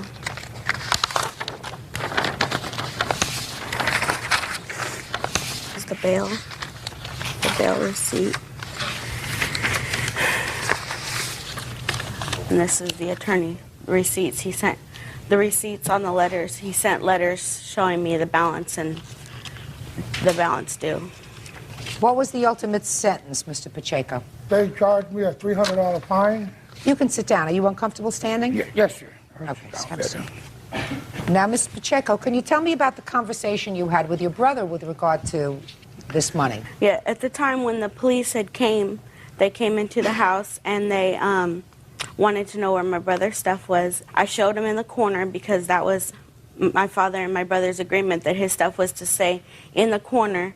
That way, if in case anything was to happen, because he told my dad about the search clause, that his stuff was in the corner and nowhere else in the house. He wasn't home at the time. Who wasn't home at the time? Your brother? Yeah, right, correct. My two young sisters were there at the time and very upset that my father had been taken to jail. Me and my brother here walked my sisters to McDonald's to get them something to eat. On the way to McDonald's, we met up with my brother who was coming home. At that time, I told him that our father had been arrested, and he felt bad about it. And he told me, well, all I have right now is $100. Do you know how much the bail is? I said the officers didn't tell me what the bail was set at or anything. He called up and he found out that the bail was set at $8,000, and he asked me if I had any money. I did have money. I was reluctant to loan him the money because he had just gotten out of jail and I knew he didn't have any funds at the time. I did at that time tell him I would loan him the money, and he told me he would pay me back because he felt bad that he had put his father in that situation. But he did say, I'll pay you back. Yes, he did, and he also said that he would pay back any fines, and also if there was any lawyer or attorney fees, he would pay that. And did he say that to you? Yes. My brother, David, was there at that time when we had the conversation. Okay, I'll hear you. Well, what had happened was, I was in, I had just been recently incarcerated. I got out, I spoke to my father, I'd explained to him, I didn't explain to him about the search closet first. I explained to him that I had nowhere to go, I didn't have nothing to do, I needed to stay at his place for a while. Move my stuff in, like she said. I had one particular area, and at that time I told him, that's when he told me to put it in one area, because I told him about the search clause. This was after you moved in? This was, yeah, right after I moved in. And he said, okay, well, rather than just putting me out, he says, well, leave all your stuff here. If anything happens, your probation officer wants to come, this is your area, they can search your stuff. He knew I wasn't doing drugs or nothing. I knew what he did, but he did it in his own room because he was sick, and a long time his doctor told him, you know, that if it helps him, go ahead and smoke it, but he couldn't, you know, prescribe it due to, you know, fear of being incarcerated himself, the doctor. So then when the police came in, I wasn't there. They came in, to my understanding, they didn't even search any of my stuff. They just smelled marijuana in the house. They went to his room with unannounced, and then they seen him smoking the marijuana, so they took him to jail. My sister, I was coming back home. My sister told me, Pop's in jail, what happened? Your probation officer come, they searched. So I was real worried about it. I was like, well, how much is going to get out? We'll find out. So we found out his bail. I had $100 in my pocket. I was thinking, where can I get the money? Where? And Gloria says, oh, I got the $700. So I said, well, you do? I said, okay, you know, well, let's go bail him out. And as far as all the payments of the lawyers and the court costs and all that, I never agreed to pay none of that. I thought about it, so, well, he got 8 kids, you know, everybody, I didn't put him in there smoking the weed, you know, I didn't have him in there smoking because they came search for me. They didn't find nothing on me. They didn't find nothing in my area. Other than the fact that you agreed to pay her back, you would have no legal obligation to pay for your father, even though the probation officer was there looking for you. And but for the fact that you were living in your father's house, your father, in all probability, would not have been arrested, at least on that day. Yes. That doesn't make you legally responsible unless you agreed to pay her back. I didn't agree to pay no lawyer fees or... Step up. Tell me your name. David Pacheco. You were with your sister when you found your brother? Yes. Tell me about the conversation as you remember it. My sister, when we approached my brother, like she said, she explained to my brother, you know, about how the police came and how they took him to jail and stuff like that. And you know, he couldn't stress enough how bad he felt of, you know, it was his fault that my father had ended up in jail that day. He said it more than once that, you know, I will pay you back anything, you know, whatever fines come up, anything, I will pay you back as soon as I can. When did you decide, sir, that since there were 8 children, it should be spread around? When I couldn't pay the bill, when I couldn't pay nothing, and I didn't agree to pay I just want to know, you didn't say to your sister at the time, well, there are 8 children, so we'll spread this around. No, I didn't, because at the time I was just worried about getting my father out of jail. Right. As far as the bail, I may be responsible for the bail because if he was incarcerated because of me, but that don't make me got to pay. Well, I got to pay the plant fees. He got his plants took, his weed took, his you know, put it in jail. I didn't put him there. I didn't tell him to smoke no weed. I know it helps him, but you know, I didn't know they was coming to raid him. Mr. Pacheco, I don't think you listened to what I said before. I said, if it weren't for the fact that I believe that you told your sister at the time that you would pay her back this money, you would not have a legal obligation to do it because it's not your fault that your father was smoking marijuana, even as he claims, for medicinal purposes. But I can imagine how badly you felt at that moment when you found out that your father had been taken to jail. Yes, of course. That you felt terrible, and you said, let's do whatever we can to get him out, and I'll take care of the bills, but I don't have the money now. I mean, that sounds logical to me. Well, later on, perhaps. We didn't even discussed anything about the lawyer fees or anything till after that day anyway. Now, when I told my father, you know, let me know what's happening, I'll do whatever I could do, but I say I will pay it, and then when he starts coming at me with, $2,500 for a lawyer, you know, I'd have got a public pretender. Public pretender. I never heard them referred to as a public pretender. I've seen some of them work. Some of them are pretenders. That's what I say too. But see, you get that from the state. I mean, you know, why am I... Public I wouldn't get pretender. no That's a new one. $2,500 Gotta on a lawyer. send that one to the Bar Association. Judgment for the plaintiff in the amount of $3,600. That's all. Parties are excused. You may step out. I ain't tell him go get no lawyer, tell him to, you know, go hire this high-priced lawyer and get all these fines. I never agreed to none of that. Sometimes family, they might say something at the time and not mean it, but you just have to pursue it. And now the next case. All parties on Clay versus Markham. Step forward, please. 50-year-old respiratory therapist James Clay is suing 30-year-old former teacher's aide Don Markham. James says during his family stay at a hotel, Don injured his daughter in the pool. Mr. Clay, I understand that you were at a motel with one of your daughters. 2 of my daughters, yes, ma'am. And it was a nice day, and you and your daughters were in the swimming pool. My 2 daughters were in the pool, and my wife was supervising them. And at the same time, the defendant was in the swimming pool. Yes, ma'am. You were there with a group of people? Yes, I was there with a school group. I was a room chaperone. You were the chaperone? Room chaperone, just for the evenings in the room. According to your complaint, Mr. Clay, the defendant injured your 11-year-old daughter. Yes, Your Honor. Were you present when that happened? I was not present. Who is a witness to what happened? My wife. Could you step up, please? Mrs. Clay, tell me what you observed. Well, Mr. Markham was in the pool. He was in the middle of this group. He was picking people up and throwing them.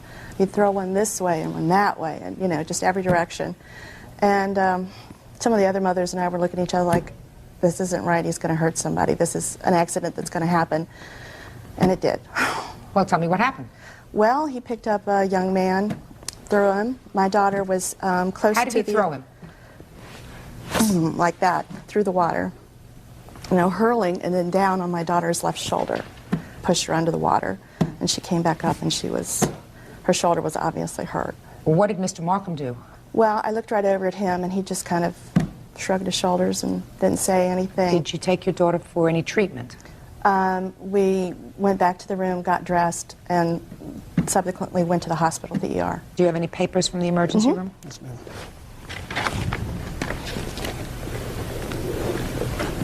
Thank you.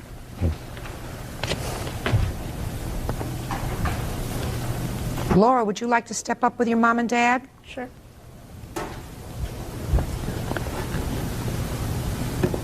Tell me what happened when this person fell on you.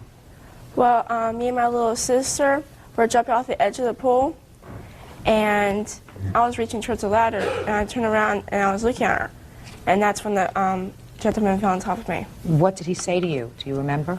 Yeah, he was touching my shoulder. He kept on asking if I was okay. I climbed out back to my mom. I was screaming and crying. Okay, what was the total amount, Mr. Clay, of the family's unreimbursed medical bills? $424.10, ma'am. All right, Mr. Markham, I'll hear you. Well, I was at the pool, and with what she said, I wasn't throwing people here and there. It was only the second time I had thrown the boy, and I saw where he had landed before, so I went under the water so he could get his foot here and a foot on his shoulder. So when I came up out of the water, after he tapped me, he went back. Well, I didn't know he had landed on the girl until I had turned around. Were you standing in the pool, sir? Yes. Didn't you think that maybe if you threw him over your shoulder, he could have landed on his head in the pool if your feet touched the bottom of the pool? Well, the water was up to here. I was right, but you're throwing somebody up. You're thrusting them up, which means they can go over on their head. Yes. Down to the bottom of the pool, snap their neck. Didn't that ever occur to you? No, ma'am, because I was the area that I was throwing him into. Launched is a good word. Well, the area that he was going into was deeper than the area I was standing. How much deeper? I'd say a good foot, but I figured if somebody wasn't diving head first or anything like that, if somebody was just dropping into water, you know, he had asked me to do it, so I was having fun and enjoying myself with the kids, having a good time, so I did. Well, that was pretty stupid, wasn't it? Looking back at it now, yes, but... Well, why didn't you follow through with these people with regard to seeing whether she was injured? Well, after the boy had landed on her and I saw that she was injured, I did go over to her, asked her if she needed help. I told her, you know, I'm sorry about this happening. And I stood there. I was going to help her up out of the pool, and she told me, no, no, don't touch me, don't touch me. So I backed up out of the pool and just kept an eye on her until her mother came over to her. And then I watched them go out of the pool. And that was the last time I heard anything until, you know, the girl from the front desk came over to me to get my name and address to fill out the accident report. And then I didn't hear from him again until September 15th is when I got a certified letter from him. He gave me 4 days to actually get a hold of him, and he was asking for $914 at the time. He gave me 4 days to reply to him, or he said he was going to sue me in the letter. And I sent him out this copy of this letter, asking for certain information just so I can see and what and all has been done and what and all I needed to verify what was going on. Let me see the envelope, please. This is the envelope for the first time.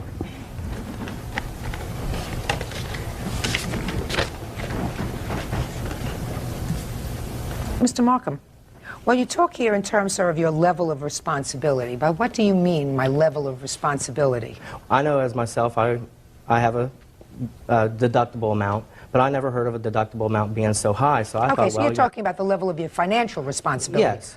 Not that you don't bear responsibility for the actions that you caused. Right. You know, even though, you know, like I said, it was an accident, but I was willing to work with the gentleman. No, that wasn't an accident. That wasn't an accident. An accident happens when sometimes there are unforeseen circumstances.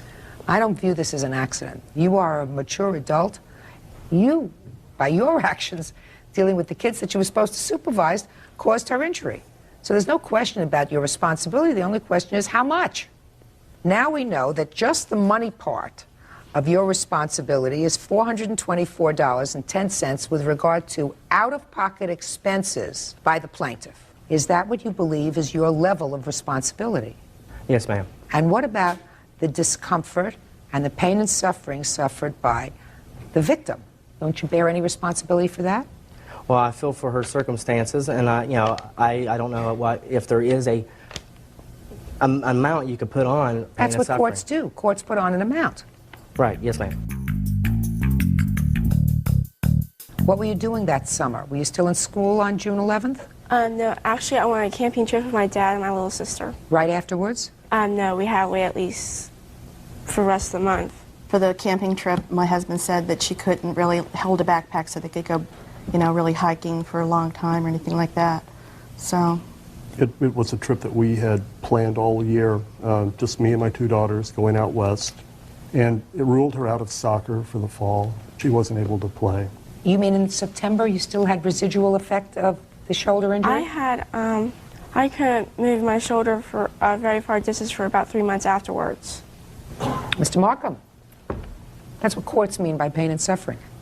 Plaintiff is suing you, Mr. Markham, for $3,000. He's suing you, I assume. The other $2,500 is for pain and suffering on behalf of his daughter for the discomfort that she endured as a result of your actions. He is absolutely entitled to that. Judgment for the plaintiff. Parties have been sworn in, Judge. You may be seated. Ma'am, have a seat, please. All right. Well, there are certain things about this lawsuit that we can all agree on. Ms. Kessler, the defendant is your cousin. Correct. Also a neighbor. Correct. And he has a girlfriend. Girlfriend? Yes, ma'am. You also know Dawn. Yes. And according to what I've managed to piece together from reading these papers, you were having a conversation with Dawn. And during that conversation, you told her something about your cousin that she didn't like, and that certainly he didn't like. What did you tell her about him? That Jason was in Terre Haute on a boat, fishing and partying all weekend, Labor Day weekend, instead of being out of town working. So you told his girlfriend that he wasn't where he was supposed to be, but he was out partying when he was supposed to be employed, right? Yes. And you confronted Jason? Yes, ma'am. Step up. When did you tell Jason? While I was on the phone with Amanda, I had asked him about it. So he was at your house? Yes. Had you called Amanda, or did she call you? She had called me. While you were on the phone with her, did you call into Jason and say, Jason, tell me what you did? After she had told me Jason was sitting there, and I had asked him. Were you still on the phone with her? Yes, I was. So you're holding the phone? Yes. And what did you say to him? I had asked him, Amanda had told me that he had lost his job and that he was out drinking So I had asked him about it. And What did you say? I asked Jason if he had lost his job, and he said that he didn't lose it, that him and his partner that he was working with had walked off of the job. And I proceeded to tell him that Amanda said that they were out partying, and I had asked him about that, and he said no. Then Jason got mad and went over to confront Amanda about this. And then this is when the confrontation went into effect. Did you follow him? No, not over to Amanda's house. I was watching out of my bay window, which... So you didn't see what happened when you Not got when there? he went over to her house, no. So that you can sit down. So here we have it. You put your nose in where it didn't belong. He got mad, and you went over to her house. True. Furious. Yes. What happened when you got there? Oh, I didn't go in the home. I just was outside, and she ran into the house, and I grabbed ran the into the shovel. house? She did, Amanda. I grabbed the shovel, and I proceeded to go up to her van, and I destroyed the taillight. I hit the taillight, and I paid for a new one, got the receipt, and gave it to her. From that point, there was nothing ever said or anything about it until I got papers from her saying she wanted to serve me to go to court, saying I caused $1,900 of damage, that I beat the van with the shovel, which there is no dents on there from a shovel. It's all hail damage that were already existingly on the vehicle when they bought it. Why did you pick up a shovel, Mr. Napier? Well, I was frustrated, and I was tired of her interfering in my life and starting trouble with my family when she ruined her own life with her family. You mean you couldn't settle that with words? Well, words only lead so far. It just accumulated of her doing it to us so many times and so many incidents and so many reports. You know, I just got fed up with it and had just tried to relieve the pressure and show her what it feels like when she destroys people's property. Why, she ever destroyed your property? Yes, she has, many of times. Really? Yes. Well, tell me about that. Well, I got a report here of stating she did criminal mischief and she popped my fiance's tires in broad daylight and said that two men in a Buick pulled up and jumped out of the car and popped the tires when she was drunk, and she deliberately went over there and did that. Well, how do you know she deliberately did that? Because we saw her out of the front bay window. We told her to watch and heard the tires pop. You know, and tires make a loud noise when you stab a knife through them. Now, your defense is that, yes, you did cause damage to the car. Yes, and I knew I was at fault, and I paid for it, and I told her that I was sorry for that, you know, and I knew I did wrong, and I got papers reported to me that I needed to go to court. All right, Miss Kessler, you tell me what happened. He comes to your house, and you run inside. Okay, let's back up a little bit, Your Honor. When I was on the phone with Dawn, she advised me to call 911, that Jason was in a very big rage, so I did so quickly, ran to my master bedroom closet while he was in my house screaming that he's going to burn my house down, beat me up. I then heard the door shut, and I was on the phone with the dispatcher at the time, and I watched Jason pick up a shovel from my storm door and just rage from my hood all the way back. And there's scars, and there are dents. There's scars on my windows, on my hood, all the way down where it needs to be repainted. I have a very nice-looking van, and I was so frustrated and confused. The police said that they would take care of it, talk to him. He said he'd pay for the damages. So I left it at that. Well, nothing was getting done, and I saw that there was more damage, got the estimate, and wow, almost $2,000 worth of repairs. Tell me about him fixing the taillight. I had a friend over. Dawn called them over. He did not fix the taillight. Dawn gave the taillight to a friend of mine in the yard. So he purchased a taillight? Right. And then I had to pay somebody to put it on for me. You have photographs of the car? No, I do not. Why not? Well, I did. I forgot to bring them. How am I supposed to assess the damage? Well, I have two estimates here that have full explanatory of what happened. I have a police report here that has Well, let me see the reports that you have. We do have pictures, Your Honor. You have pictures? Yes. She wants the police report. And I want the police report and the estimates, and I will take a look at the defendant's photographs, please.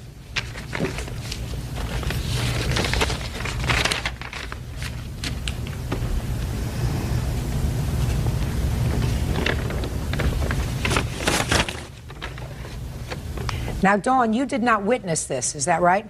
Yes, I did. You said you were in the house. Yes, I witnessed it through my bay window, which her van, she has pads that that come up into the side of my yard, which is right in front of my bay window, and I witnessed the whole thing. Mm-hmm. Now you're showing me these photographs, sir. And if those were created by a shovel, they'd be a lot It would bigger have done than that. a lot more damage than that. This one certainly looks as if it's an absolutely fresh scratch with a dent. Want to take a look at that on the hood? Right. He never went to the front of the vehicle. He Never. stayed at the end. When the police came, the shovel was still by the tail light, halfway in the yard and on the sidewalk. He hit the tail light, dropped the shovel, and he proceeded to leave. You're also presenting a bill here that talks about front lamps, front bumper. He hit my van about 22 times. Well, if he hit your van about 22 times, then you should have, clearly, some evidence to demonstrate that. Certainly this caused substantial damage. Right, that was at the end of his rage. This is not damage. That's what your van looks like now, right? Right. There's scars all the way up and down. The window's scarred. You don't see that here. What you're saying is those scrapes and dents were not caused by a shovel. Right. Well, if you pick up a shovel and you cause this kind of damage, you see more than just a scrape. Right, right. Doesn't that seem logical to you? Seems logical to me. Especially with the anger that he had in him to do little dents like that. I mean... How much did it cost you, Miss Kessler, to have the tail light fixed? I paid a gentleman $10, a friend of mine, just to install it for me. Miss Kessler, why is it that you felt it necessary to tell Dawn about your cousin's Labor Day foray? I didn't call her purposely for that. Dennis called in on call waiting while I was on the phone with Dawn, and then he told me this information. I popped back over on Dawn and said, well, that was Dennis, and she said, what's going on? And I gave her just facts, that Jason was in Terre Haute on the boat instead of at work. You see, Miss Kessler, what happens is when you stick your nose in somebody else's business, something's going to happen. I mean, what did you think? Jason was going to thank you for outing him with his girlfriend? Did you think he was going to be happy about that? That he's out fooling around on a weekend when he's supposed to be working? In any event, I think you better settle your differences, because if you're not only cousins but neighbors, this kind of stuff is absolutely ridiculous. You say it cost you an additional $10 to have it installed? Correct. That's the judgment. Judgment for the plaintiff for the amount of $10. That's all. Parties are excused. You may step out. It was wrong for her to call over there and start stuff with my fiance and try to get me into a predicament that shouldn't have been escalated into. I would like to move on with life. And now the next case. All parties on York versus Morash. Step forward, please. 64-year-old retired postal worker Beverly York is suing her son, 39-year-old mover Leonard Morash, for a loan to pay outstanding court fines. Leonard says his mother told him he didn't have to pay it back. According to your complaint, your son was incarcerated. What were you in jail for, sir? A felon in possession of a firearm, ma'am. And he had served his time on that charge, but it appeared that he had some outstanding parking tickets or outstanding driving tickets. Is that right, sir? Outstanding fines, Your Honor. What kind of fines? For a little criminal activity of possession of cocaine, possession of marijuana. And what were the fines for? Court fees? Yes, ma'am. That you hadn't paid? Correct. And how long? Several years. Not terribly responsible. So that you were contacted in order to find out if you would put up the money to pay those fines so that he could get out of jail. Correct. You agreed to do that, according to you. You made a loan to him. $705. $705. He got out of jail, didn't pay you. Correct. Who contacted you? At first, my son contacted me. From prison? From prison. And he asked if I would loan him the money. And he has made several loans in the past that he has never paid me back. And this time I said no. And then he called later on from his counselor's office, and he wanted me to speak with his counselor. And his counselor advised me that he had changed and thought that it would be a good idea if I helped him out. How long were you in jail, sir? I was in there for about 3 years. You were anxious to get out? Yes, ma'am, I was. How long would you have had to remain in jail if your mother hadn't paid the fines? It might have been like 6 months. So you were looking at another 6 months? Correct. Now, you did call your mother initially. After she finished speaking with your counselor, you spoke to her. Is that right? Yeah, she was a little leery of doing it in the first place. And what did you tell her? I said that I would come back to live with her and be with my son. Your mother has legal custody of your Yes, son. she does at this point in time. Well, she has for a long time, I assume. Correct. I've been in and out of his life. How long have you had legal custody of your grandson? Since he was a year and a half old. That's you, right? Yes. You like living with your grandma? Yes, I do. Treats you good? Mm-hmm. By the way, do you want to be in here or would you like to wait outside? How do you feel about it? I'll stay in here. You sure? Mm-hmm. Okay. So you told your mother that you would come back to live with her. Yes, I did. Did you go back to live with her? No, I'm residing in Concord now. I have a good job there and a beautiful apartment, and I'm with my wife. And she doesn't like the fact that I'm with my wife. But she had told me prior to that I did not have to pay her back as long as I was with my son. Came Well, back when into did his she life. tell you? Okay, so let's go back. When did she tell you that you didn't have to pay her back? During a visit at the halfway house that I was in, after getting out so I could get back into society and conform and just do the right things. And she had visited me with my son, and it wasn't about the money issue. It was about me being back into my son's life and him having a father, and which I always tried to do. My mother's very controlling and overbearing at times. She can't control you while you're in prison, sir. What did she say to forgive this loan? She said to me, it's not about the money, Lenny. I just want you to come back into your son's life and take care of him, have responsibility for him. And I've always wanted to do that, but I have my crosses that I bear. I've made mistakes in my life. All Okay, right? so what did she... I just want to carry on. So what was the arrangement? The arrangement was that you would come back to live with her, Correct. be in your son's life, Mhm. and if you did that, she would forgive the loan. Right, and not go Just back a second. to my... Hold on. Did you go back to live with her? No, I did not, ma'am. Well, if you did not go back to live with her, sir, you still owe her the money. Now, you were married at that time? I've been married for 3 years. So instead of going and living with your mother, you went back to your wife. Correct. Well, do you think that you breached the agreement with your mother? No, I don't, because I believe she had said that I didn't have to pay her. She said you didn't have to pay her forgave the if loan. what?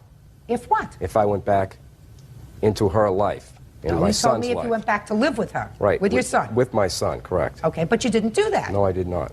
So you didn't fulfill your part of the agreement which forgave the loan. Are you following me?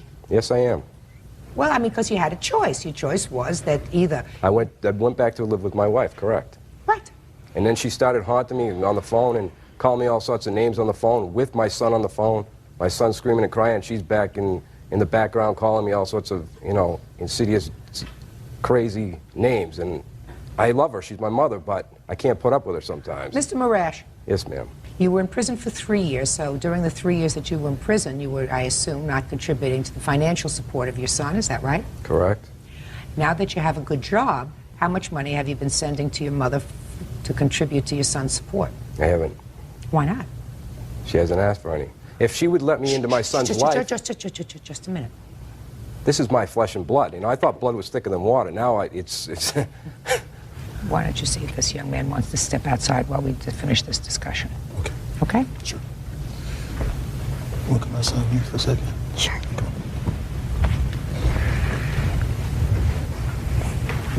How you doing? Fine. Okay. Your grandson is what, 11? He's 10. He's 10. I assume that the reason that you have legal custody of your grandson is because not only was his father incapable of taking care of him, but his mother as well. Correct. Is his mother alive? Yes, Your Honor. Does she have any contact with him? No, she does not. You should not wait for her to say, I need some money for him. She's been managing without you for 9 years.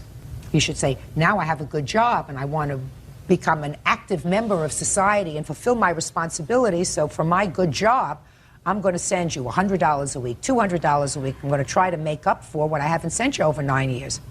Instead, you continue to bleed her. You should bless her every day. She took over your responsibility for 9 years. I mean, you may be angry. You may think my mother's controlling. She sets the times that I can see my son. She wants me to only see him at her house. All of those things. Does that sound familiar to you? something like that. I would too. She's right to say to you, you'll see him on my terms until I'm sure that you're going to be a positive influence in his life. You're not going to be here today and gone tomorrow. Yeah, but I also understand that a father should be in his son's life irregardless of mistakes or, things. It's the way it should be. Oh, who I have a said lot. that? I Where have is a that lot written? to offer him. What do you have to offer him? Friendship, love, companion, being his father. Fathering a child takes a second. That doesn't make you a parent. She's his parent. Mother and father. You weren't there when he had the measles, the mumps, the chicken pox if he had, when he had strep throat, when he had an upset stomach, when he had to do his homework, when he had problems with a classmate, when somebody made him feel badly in school because his father was in jail. You weren't there. She was. You have to prove yourself to not only your son, but to your mother as well. And you're going to start proving yourself by paying her what you owe her. Judgment for the plaintiff in the amount of $705. That's all. Thank you, Parties Your are Honor. excused on the calendar in the matter of Wilson versus Pierce. Parties have been sworn in, Judge. You may be seated. Folks, have seats, please. Miss Wilson, according to what I've read, you knew the defendant through a niece of yours. Yes. The defendant had 2 children, and she found herself pregnant. Yes. And had very little money. So far correct? No, ma'am. Had a lot of responsibility. Yes, ma'am. But it was financial responsibility. And a decision was made between the 2 of you that you would take the baby, right? Yes. Yes. According to you, you kept the baby for 2 years. Yes. Little girl? Yes. Raised her in your home. Yes. With the expectation that you were going to be keeping her. Yes. And then you had to register her for daycare. You notified the state that her survivor's benefits, because her father was deceased. Yes, her father's deceased. Should be transferred to you. Yes. And that when Miss Pierce found out that you had done that, she came and took the baby back. Yes. And you want to be compensated for the 2 years that you supported this child. That's what your lawsuit is about. Yes. Right? It is correct, Judge Judy. Miss Pierce, according to you, nothing could be farther from the truth. Miss Wilson did not raise this child. The child lived with you always. Yes, ma'am. Okay. Miss Wilson, during what stage of the pregnancy did you make arrangements with Miss Pierce to take the baby? At delivery. At delivery? At delivery. Were you in the hospital when the baby was born? Yes, I was. Do you have any other children? Yes, I have 6 other kids. Are they all grown? No. How old are they? Starting from 4 to 14. Could you tell me why you chose to take on this additional responsibility? Because I love kids, and the 6 that I have, it's not biological mine, and they're not biologically yours. No, not biologically. Are they adopted children? No, just some kids are keeping until their parents can get on their feet and they come and pick them up. Do you work? Yes, I work for the Wake County Public Schools. Who takes care of these children when you're working? Daycare. Do you get any assistance from the state for them? No, because I don't have legal custody of them. And how long has the 14-year-old been with you? Oh, she was 6 weeks old. Is that you? Step up here. That's my daughter, Tabitha. Tell me your first name. Tabitha. Tabitha. Do you see your biological parents? You do? Every other week. Do you go to their house? Mm-hmm. You stay with them for a weekend? Yes, sometimes. But you've been living with Miss Wilson since you're a baby. Mm-hmm. She take good care of you? Mm-hmm. How do you do in school? Good. Do you help take care of the younger ones? Mm-hmm. I love them to death. I love little children. Do you know Miss Pierce's baby? Yes, ma'am. What's her name? Diamond. Do you remember when Diamond came to live with you? Yes, ma'am. Tell me about that. She had called us to come to the doctor because she was about to deliver Diamond. So I went with my mom, woke me up, we got dressed, and we went to the hospital. Francis told the doctors to hand her over to my mom when she came out, and my mom walked around and held her, and she smiled at me and my mom. And then that's when they put her in a little bed, and then we all went home. Then 2 weeks later, she called for us to come and get Diamond. Did Diamond live in your house all the time? Mm-hmm. Have a seat. You got no support from this child at all during the time she was with you? No, I didn't. Not at all. And tell me what happened after 2 years, Miss Wilson. I told Francie that I need to put Diamond into... This is Francie. This is Francis. I need to put Diamond in daycare, and I needed $90 to do so. And, well, that didn't work. So I went down to Social Security and filed for Diamond's SSI to come to where Diamond lived, which is my address. I had that done, and then I went back home. In about 2 hours, I called Frances and told her what I had done, and if she rejected, I wouldn't get it, but if she didn't, I would get it for Diamond. And she said, no, you can't, because this is what I need over here. But I said, well, Diamond don't live over there. Diamond lives here. So I'd say an hour, 2 hours, the Raleigh police come to pick her up. That was April the 28th this year, 2000.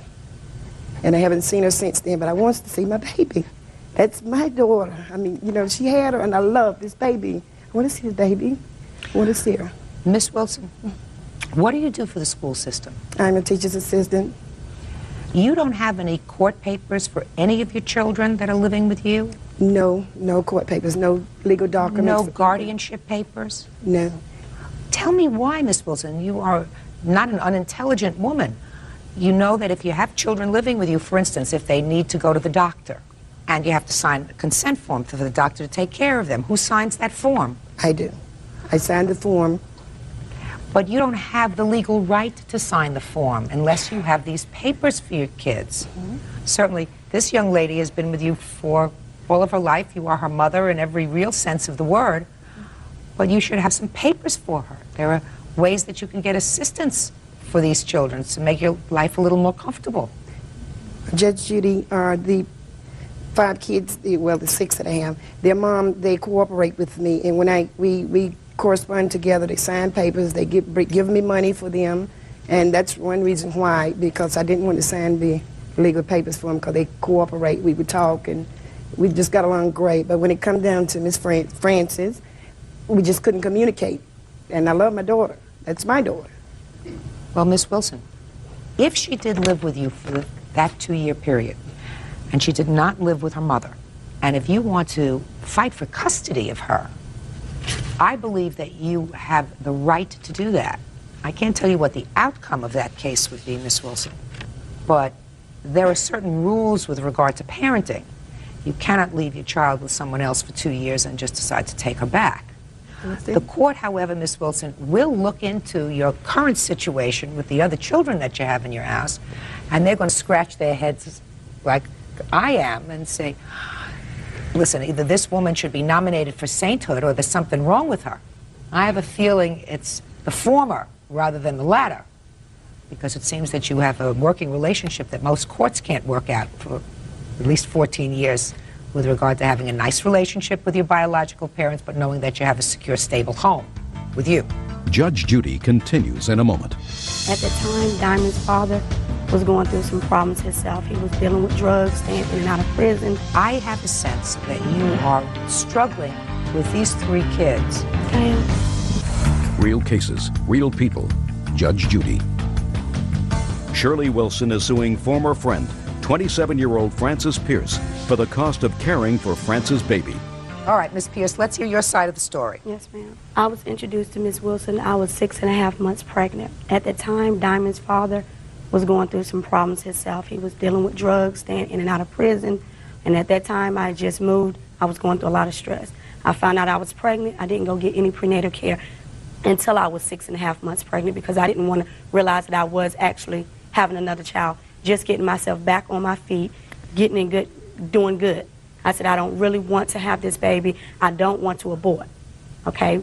I want to find another situation.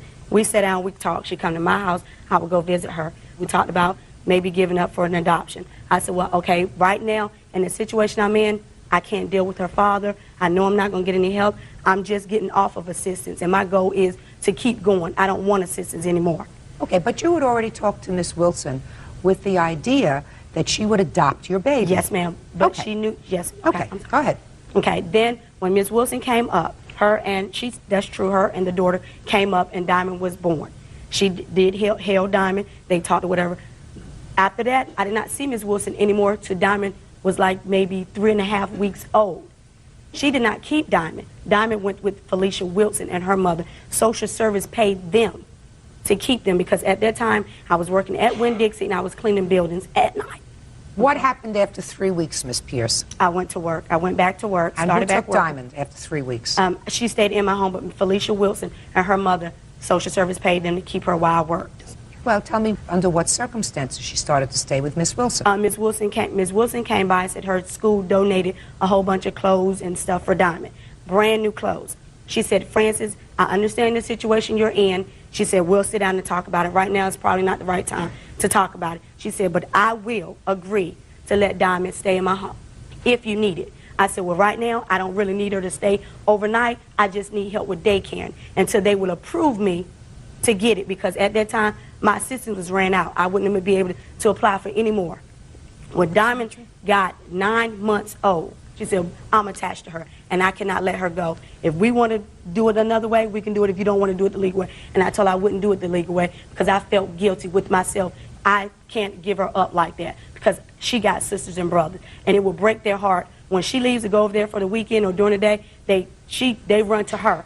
They want to go with Shirley. Shirley has taken them with her, and she has babysitted my other 2 kids while I work, and I work down the street from her apartment, cleaning. She would come and get my kids. When I get off work, I would go back up the street to get them. I wouldn't apply for child care. They approved me child care for all of my kids under the agreement if I went back and got some trade in school. I did. Went to CET and graduated in medical billing. Where was Diamond living from the time she was 9 months old? Off and on between both of our houses during the weekend. She stayed with me during the week. You don't mean during the weekend? During the week, Diamond stayed in my home. If she wasn't there babysitting with them, she stayed because Ms. Wilson worked at school. She's a janitor at Wake County. She worked, so how could she keep her in her home when the other kids are in school? Okay. You have things that you want to show me? Yes, I have. When I first put Diamond in daycare, I had the daycare papers each day coming home telling me about. I also have Diamond's birth certificate. I have Diamond from birth to 2 years old in pictures. Let me see. Judge Judy, the papers she has is the papers when a kid come home from school, it's in the bag. They would say, we need Pampers, Well, we need wipes. I understand exactly what it is. I Okay. have grandchildren. And I have go the to same daycare. papers she has. Well, let me see them. I have an application for when I went. No, show me the bag. No, I don't. It's a bag. It's a book. You know, your bag pack. I understand that. Show me the stuff that came out of the bag that says you picked her up from daycare. I don't have. She ran on a van. She rode on a van. Transportation was provided for Diamond in her cubby bag. Everything wherever they say her daily. She did this today. She ate this today. We need Pampers. We need wipes. Yeah, I know that. Please send. No one had to sign for that. That was just a daily routine for them. I understand that, but she has it in her possession. Because when she would call and tell Mr. Mills, I'm coming to pick Diamond up, he would give her the whole bag with the Pampers and everything. So she came to pick the child. Yeah, in the evening, yes. She came to pick the child up in the evening. Yes, ma'am. After she would call me. Just a second. If she was picking her up in the evening, that suggests to me that she slept at her house. Sometimes, yes, ma'am. Okay. Judge Judy continues in a moment. She went back and had Child Protective Service put on me, Social Security. They cut my daughter's benefit. I could not afford to pay her daycare. They was not only just helping her go to daycare, they was helping my other 2 kids. Real cases, real people. Judge Judy. Shirley Wilson claims 27-year-old mother, Frances Pierce, owes her for 2 years of child care. So she slept at her house, according to these papers, at least half the time. No, ma'am. You know, according to these papers, if she were picking her up in the evening. Judge Judy, can I explain something? Yeah. The way that it works in Raleigh, if I'm at work, I have to sign a statement stating who's authorized to release my kids off the van, which at that time was Mr. Napoleon Mills, was my fiance. He's not your fiance anymore? No, ma'am. He, at that time, had to work himself. So she will call me and say, Francis, I'm going to come by. I will call Napoleon. Shirley's coming by. Just give her the bag. Everything is in the bag. Okay, Miss Pierce, right now we have the following problem. We have a problem with Miss Wilson and your daughter Diamond, who were clearly attached to each other, not seeing each other since April 28th. For whatever reason, for whatever anger you may have with each other. None. I don't have any anger towards her. Great. You got attached, she got attached. There was a time in the beginning that you were going to let her adopt this child. Yes, she, even for a short period of time, was laboring under that assumption until you felt as if you couldn't do it legally, according to you, but you would do it in spirit because she could come and take her whenever she wanted to, and she could be as an involved parent as she wished. So she was really doing a good thing because you were at a stress time. But right now your daughter has an attachment to her, and it's not the right thing for her not to see her. It's not the right thing. I understand that. Okay. It was just the fact that I didn't like the procedures. After I told her no, she went back and had Child Protective Service put on me, Social Security. They cut my daughter's benefit. I could not afford to pay her daycare. If she didn't go, they was not only just helping her go to daycare, they was helping my other 2 kids. When they take one out, that means the other 2 come out. That means I have to stop working. I got to depend on other people. I explained that to her. I had to go to legal aid, get lawyers and things. Okay. I mean, I understand what she's doing. I have no problem with her seeing Diamond. Diamond loves her to death, but I just did not like the fact that she did not ask me for $90. I paid $191, so giving her $90 ain't no big thing to me. But why should I give it to her when she worked the same time I do? You have no problem with Diamond spending some time with Miss Wilson as During she the day, had. not overnight. Okay? Okay, that's fine. Great. All right. Love that. Now, are you going to be able to work out informally Diamond spending, say, the weekends at Miss Wilson's house? Not the weekends. Her biological grandmother has her for the weekends, on the weekends, because they don't have no bond since her father's been dead. So you mean just recently she's been spending time with her biological grandmother? Yes, ma'am, she has. Judge, she don't know her biological grandmama. That's why she's spending time with her grandmother. Okay. Because her father and his mother never got along. She's going through a thing herself. She's not going to live too long. And I feel my commitment to her is to let her at least bond with her biological. I don't have a problem with her seeing her. She knows her she knows her biological grandmother. She took her down to her biological grandmother's house to visit her. Miss Pierce, I have a sense that you are struggling, doing well, but struggling with these 3 kids. I am. Because if Diamond's biological grandmother didn't bond with her because she didn't see her for 2 years, and now Diamond is not with Miss Wilson on the weekends, so you really needed somebody else to fill in. So you're getting, so the biological grandmother is a very good vehicle to fill in. That's not right for Diamond. No, that's not the way it was. That's not right for Diamond. Well, that's pretty much what you said. She said she hasn't bonded with her biological grandmother, so now she's doing it. Because of her father. Well, how long is her father dead? He's been dead for 2 years. He's been dead for 2 years. Yes, ma'am. So for the last 2 years, she hasn't been seeing Diamond every weekend. No, she's been seeing Diamond off and on. Ms. Wilson set it up to her. Off and on. Yes, ma'am. Not every weekend. No, ma'am. Judge Judy will continue in a moment. So you make arrangements with Miss Wilson. Do it. Because I have a sense that if she believes that Diamond is being well taken care of. I don't, Judge. Well, if you don't, then you have to do something, Miss Wilson. Okay. If you don't, then I've told you what you have to do. Okay, I'll do that. If you think that this child is being shifted around from place to place because Miss Pierce is really overwhelmed, you have a responsibility to this child.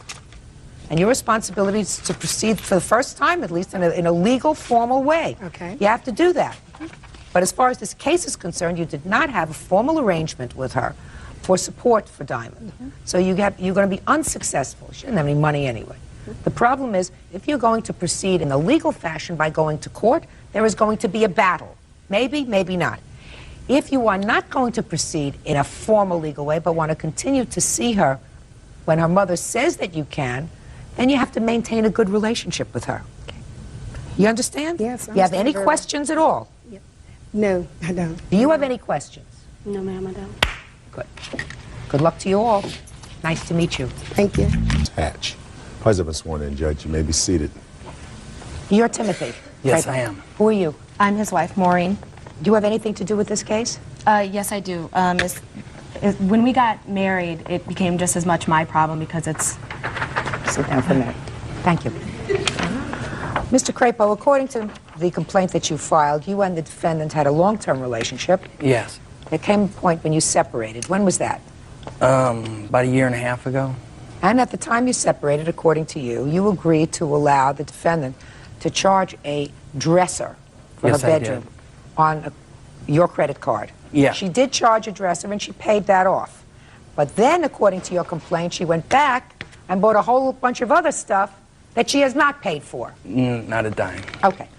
When did she, according to you, purchase the items that she didn't pay for? I got 3 receipts here, $426.99 at 10:40. Valley Hatch went in, charged $141.13. 10:43, 3 minutes later, $997.45 was charged. Then, 11:20, probably before she even got home, she turned around and went back and charged $393.73. What's the total amount of the bill? Well, this comes out, when I first got the bill, it was 15 something. It was in 1 year, no interest paid. She kept telling me she was going to pay it off. Okay, just a second. The recent bill. So when you first were notified of these charges, yes, did you call her? I didn't know how to get a hold of her, so I went to her work. And what was the conversation? She told me that she was responsible for it, that she would pay it off, that, you know, everything would be taken care of. You said something about one of these 1 year interest-free stuff. Did Yeah. she tell you about that? Yes, she did, and she told me that she was giving the money to her grandpa to hold, and I asked her, well, why don't you just go pay the bill? She says, well, I'll spend the money that way. If he holds it, I will pay it off at the end of the year, the whole sum. So I kept getting these bills, you know, no interest. It was 15-something, 15-something. Now all of a sudden the year's up, and now I get a bill. My last bill was for, now that they added interest, $2,398.01. So what happened to Grandpa? Your Honor, I borrowed money from my grandfather earlier before the relationship had ended. I paid back the money that I owed my grandfather, and my mother and my grandmother was trying to get me into some kind of fund as far as putting a little bit away a week so that I would have some money left over for myself. I never said anything to the plaintiff about that. Well, sure you did. Miss Hatch, of course you did. You want to know why I know that you did? Because how would he have known that you were giving money to your grandfather? Because, I'm sorry, Your Honor, when the relationship had ended, the plaintiff and I were still having phone conversations. We were still talking, and I was telling him about my situation with my grandfather. We were still on a personal level where we could talk to each other at the time. That is completely wrong, because I was talking to her before I got the bill. All of a sudden I got the bill, I went to her work. She told me that afterwards. I went to her a couple times about it, and so she why don't you said pay she for your was going to furniture? take care of it. Your Honor, through the 4.5 years of the relationship, we both established credit together. We worked. We shared mutual expenses. We bought roughly around $6,000 to $7,000 worth of furniture and stereo equipment. That is wrong. Just a second. And I don't understand what your defense is to this. My defense is we had an agreement that I could make these purchases on there. I left him. You mean an open-ended agreement that you? It was a verbal agreement, Your Honor. You mean that you could go and charge whatever you wanted to charge, and that he would pay the bill? That's what you're telling me? Yes, Your Honor. So then why, if you think that that was your agreement, why would he come to your place of employment to question you about it? Your Honor, every time he would try to come in, I was either getting verbally harassed or physically. That's not what I asked you, Ms. Hatch. Don't try to think of an answer while making something else up. No. He came to your place of employment when he got this bill. Yes. And you had a conversation with him. And in that conversation, you told him that it was an interest-free loan for a year. Yes. Right? Yes, Your Honor. Okay. So he came to your place of employment and said, "What is this?" Which suggests to me that he was really surprised that in April you went and charged all this stuff. He knew. I about hit the floor when I got the bill. Just a second. He was surprised. He knew that I was making those purchases. Just a second. In what month and year did you separate? April of 1999. So are you telling me the same month that you separated, you went and charged all these things? Your Honor, when I left with the clothes on my back. Whatever we had established together in the 4.5 years was left behind. I told we him didn't establish nothing together. Now, just a second. Now I want to find out about that, because I want to see whether there is a certain fairness and equity. How long did you live together? 4 years. She lived with me about 2 years with my mom, and then we moved out the last 2 years. The last 2 years, our relationship wasn't that good. She moved out a few times back. Just a second. And let me ask the questions and get the information that I need. All right. Okay. So you lived together for 2 years on your own. Yeah. What kind of work were you doing in 98 and 99? I'm a union carpenter. And how much did you declare that you earned in 1999? $48,000. And what kind of work were you doing? At the time, I was waitressing in different restaurants. So you weren't working all the time? I was working all the time. Yes, Your Honor, I was. And how much did you declare that you earned in 1999? Well, on my W-2s that they send to you and then tell you that how much you made for the year, on my W-2 forms it only said that I had made not even $5,000. So the year before, did you file taxes? Yes, ma'am, I did. And how much did you earn in 1998? I believe it was $9,277. I work off the tips, Your Honor. In 1998, you remember that it was $9,277 in 1998. But in 1999, you think it was around $5,000. I believe so through my W-2s from... You said you believe so. It's just interesting that you remember the exact amount of your tax returns 2 years ago, but not last year. I just find that interesting. Don't you find that interesting? Very interesting. Well, yeah. Judge Judy continues in a moment. I think he did make these purchases. Then I think he went and got married, and you said, hell with him. Let him deal with it. May I say something, Your Honor? Sure. Make sure you don't get yourself into any deeper hole than you already are. And later today. It was late at night. I had crashed on the couch. Is that because you've been drinking? I had some to drink earlier that evening, yes. He was intoxicated. Real cases, real people. Judge Judy. Timothy Crapo says ex-girlfriend Valley Hatch owes for unpaid charges for furniture. Valley says there was no agreement to pay back the money. Okay. What was the rent on the apartment where you lived? I paid all the rent and paid all the bills the last year and a half because she claimed that she couldn't pay her credit cards off of. So I said, don't pay me. I'll pay everything. You pay off your credit cards, and then you can start helping me with bills. Well, towards the end of our relationship, I loaned her $1,000 to pay off her credit cards because she wasn't saying she wasn't getting them paid off. Just 1 second. Let me ask another question. Miss Hatch. Yes. How do you get to work? How do I get to work? Through my automobile. What kind of car? I have a 94 Dodge Shadow. That you purchased yourself? Yes. Pay insurance on it? Yes. Pay gas? Yes. You pay repairs? Yes. You buy your own clothes? Yes. If you made $5,000 in 1999, you weren't contributing to a whole lot of furniture, stereo sets, couches, and everything else that it takes to set up an apartment, Miss Hatch. Do you understand what I'm saying to you? So it sounds to me as if the plaintiff, whatever furniture was purchased by him. Your Honor, I made tips. So the money that I come home with, that was the money that I pay all my car expenses, my rent, everything with. You didn't pay rent. She didn't pay rent. You didn't pay rent when you were living with him. He was earning $50,000 a year. You were a waitress. She was not nothing. You were not paying rent. Your Honor, he did take care of the rent. Yes, he did. I never said that he didn't. Electric, food, everything. Your Honor, everything. I shared expenses with him. No, you took care of yourself. Miss Hatch, your defense was that you walked out of the relationship with nothing, and you each contributed half of those items that were in the house. So as a result of that, the plaintiff said to you, go and charge furniture and I'll pay for it. Well, that sounded as if it might be plausible, except I don't believe you. I don't believe that that's how it happened. I believe that he told you you could make a limited purchase. You did make a limited purchase. You did pay off that limited purchase that you made, and then you said, I need a few more things. I'll go and take care of it. Then let me tell you what I think happened. I think you did make these purchases, and then I think you went and got married. That's what I feel happened. Then I think you went and got married, and you said, hell with him. Let him deal with it. Because, oh yes, that's what happened. Because I see no other reason for him, if you had an agreement to pay for furniture for you, for him to have come to your place of employment, which you acknowledge that he did, to question you about this bill, which you acknowledge that he did, because at that conversation you told him it's an interest-free loan for a year.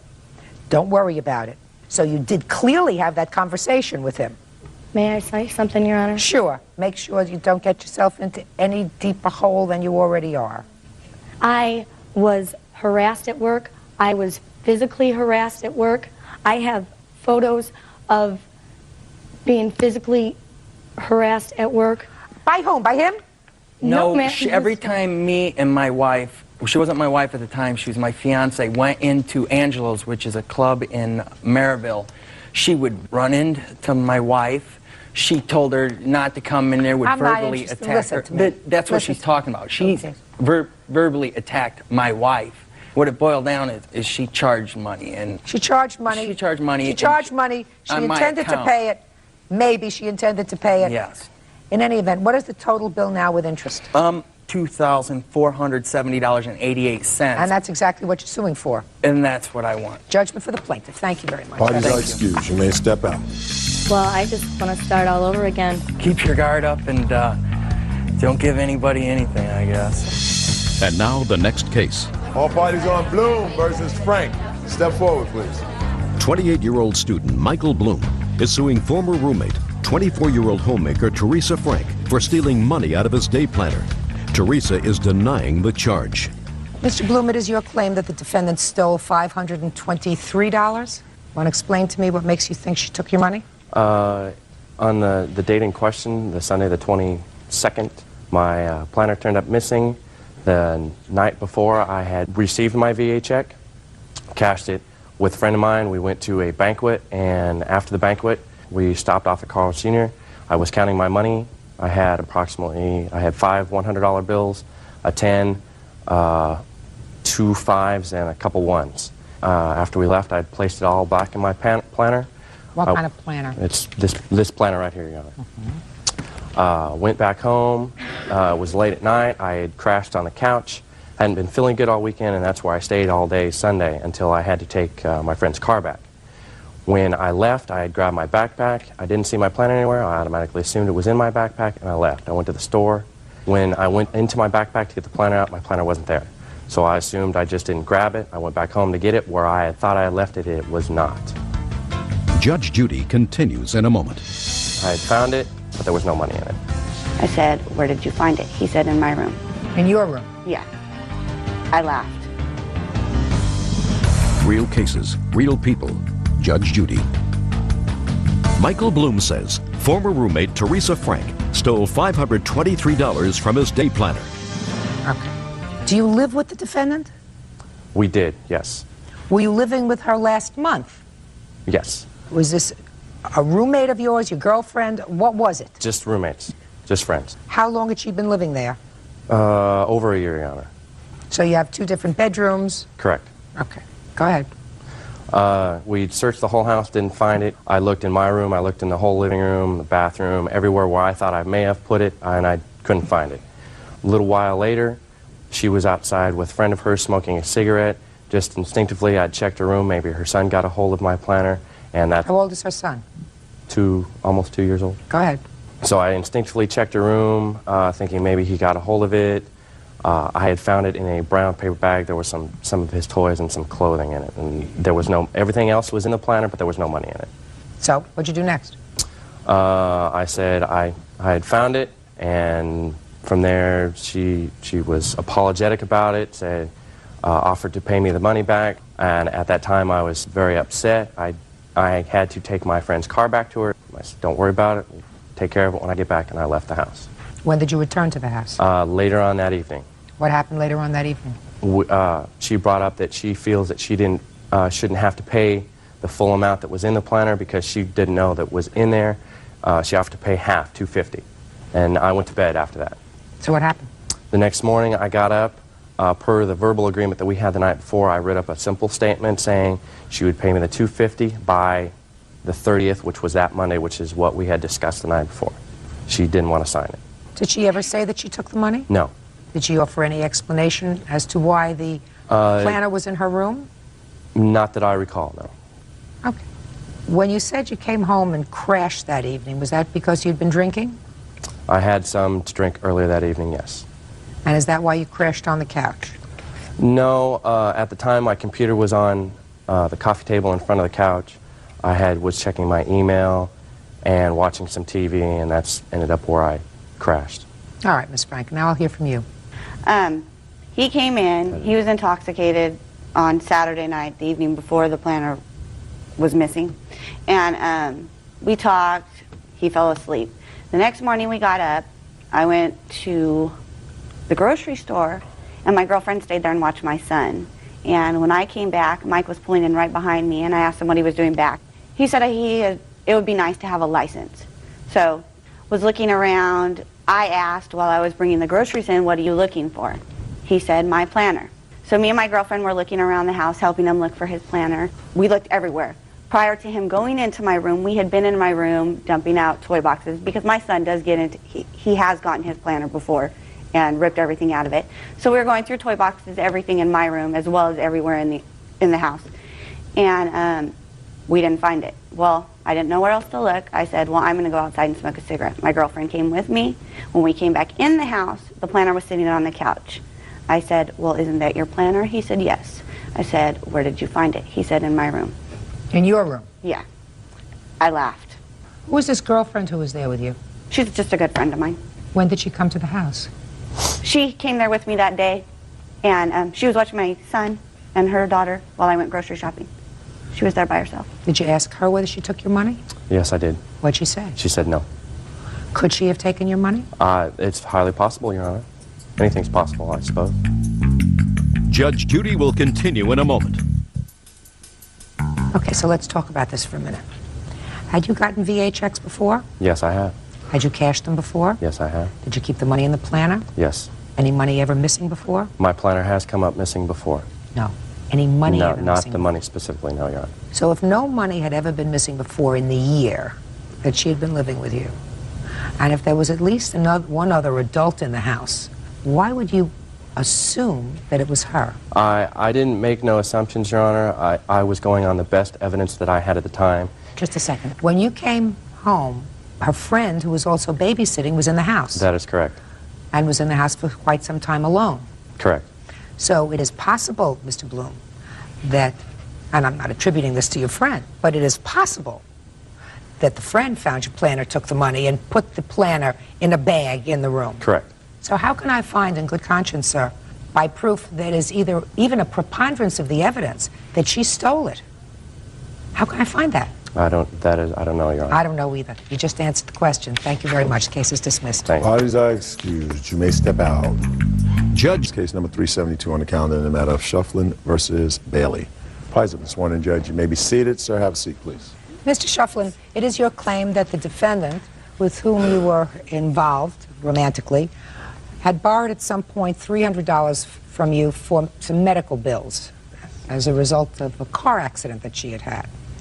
You are no longer involved romantically. You claim that she made one payment to you. I believe you said the payment was $60. Is that right? Yes. And so she still owes you $240. Yes. She says no way. When did you start to date her? In about May. I'm not sure exact date, but in May. Of this year? Last year. And when did you make her this loan? As far as I can remember, it was about June. Of 99? Of 99, yes. And tell me the circumstances surrounding the loan. Okay. She must have told you that she needed money. Well, basically what happened is she kept telling me when we talked on the phone, her parents were bothering about the money for a doctor bill. What was the doctor bill for? A car accident before we even met.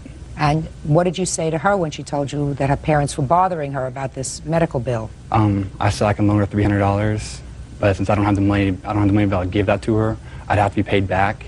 And what did she say? She said okay. When did you break up? Not exactly sure. I think about January, February. Of this year? Yes, yes. And when did she make the first payment to you? First and only payment? A month later, about July. Did you ask her about the money the remainder of the time? August, September, October, November, December? No, I never asked her about it. How come? I just didn't think about it. I thought she'd pay me back, like she paid $6 back. I thought she'd pay me back the rest. She told me that she would. She's always, even if we break up, she'd pay me back the full amount. Well, I understand that, but for all those months, she never made any further payment. Did you live together? No, we did not. You saw each other exclusively? Yes. Okay. Now I'll hear your version of the events. The hospital bill was not for a car accident. It was for a miscarriage, or as the hospital puts it, pregnancy complications. When? It was in June of 99. last year.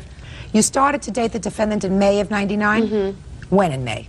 I think like the 11th. Where did you meet? Him and his friends picked up on me at the mall. And when did you have your first date with him? Geez, I don't know. He called me the next day. I guess we hung out like a week later. So that would have been, hanging out would have been, say, the 18th of May. Is that right? Yeah. When you said you hung out, was that a date? Yeah. Where did you go? I don't remember. We went to the movies. And do you recall how much after this first movie date that you had any intimate relationship with him? Only like 2 weeks. 2 weeks after that? Yeah. All right. 2 weeks after that would have brought you to the end of May. Correct? Now I'll see your paper.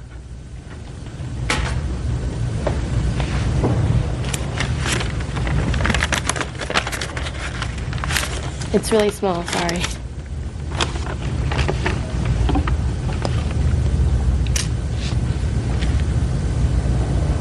When did you go into the hospital? The 23rd of July. In your reply, you said this all started in June of '99 when I became pregnant by the plaintiff. I got pregnant in June, but I was in the hospital in July because I was about 4 weeks along. Tell me about this automobile accident that you had. The automobile accident was like 2 months before I met him, like a month before I met him, something like that. Right. Tell me about it. I was on my way back from a friend's house with my best friend at the time. Her mom was driving, her sister was in the car. It was 5 o'clock traffic on a Friday night. There was a guy behind us, he wasn't paying attention, and he hit us from the back. It was like nothing. Did you see a doctor? No, I did not. Okay, so you say that this $300 that he gave you was towards the medical bill for this pregnancy that you had after you met him. Yes. Is that right? Did you tell him that? Yes, he knew. So tell me what you told him. I called him one day crying because I thought that I was pregnant and I didn't know what to do. And he said... Had you been using birth control? No. Why not? Because I was being stupid, basically. I wasn't thinking, and yes, that was wrong of me. Yes. And he said something along the lines of, well, if you are, we'll take care of it. And then I started bleeding about a week before I went into the hospital, and I ended up in the hospital at like 4:30 in the morning because I was bleeding really bad and I was cramping really bad, and my dad didn't know what was going wrong with me. And is that what you claim he gave you the $300 for? Yes, it is. And I gave him back $100, not $60. Did you show him the bills? I never saw the bills myself. Why not? I was 17 years old. My stepmom handled it. And you're 18 now, is that Yes. it? How old are you? 19. Within a couple of weeks after you met, you claimed that you were pregnant by the plaintiff. Yes. Did you have any other boyfriends before the plaintiff? Yes, I have had boyfriends. Did you have any intimate relations with anyone else before the defendant? No. No? Not until, well, it was 2 years prior. And it was one time. I mean, there was something about him that you found irresistible? I guess. Couldn't tell you what it was, but... One of the problems that I have, sir, is that after you gave her this money, you didn't ask for it back in the 6 months that you continued to date, right? Yes. So what I want to know is, why now? I wanted it back for a long time. I just never got around to going to the courthouse and filing the suit for it. That's basically, I wanted it. It wasn't a loan at all. It was not meant to be a loan. I just never got around to the courthouse. You said it wasn't meant to be a loan? I mean, a gift.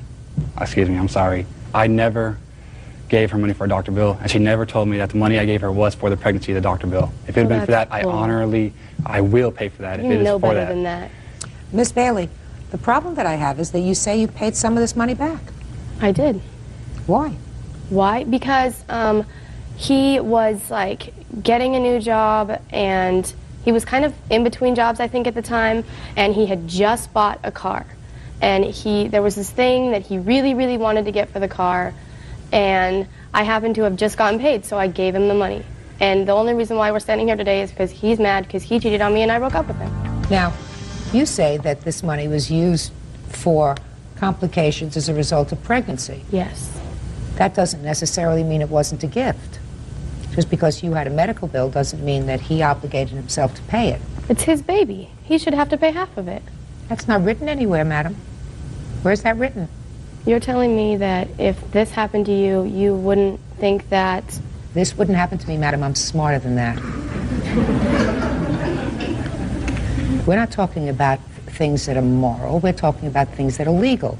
You see, if two people are not married, there is no presumption that this child is his child.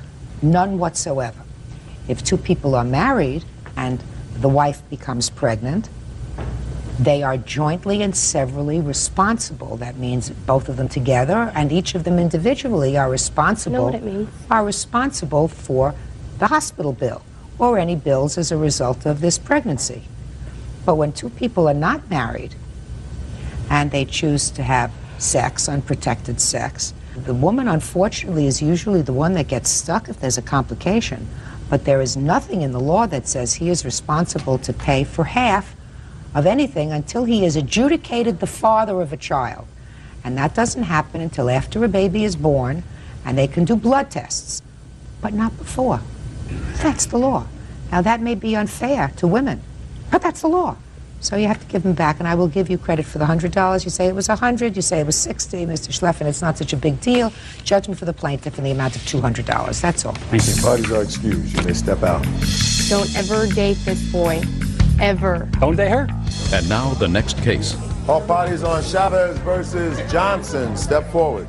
43-year-old construction worker Chris Chavez is suing former landlord, 43-year-old dance instructor Christy Johnson, for the return of a security deposit and rent after she evicted him without notice. Christy says Chris was constantly drunk. Mr. Chavez, you rented a room from the defendant, Yes, Your Honor. and according to you, she unceremoniously told you you had to leave after several weeks. Yes. And you are suing her for the return of your security deposit Correct. and any prorated rent. Correct. Okay? Yes.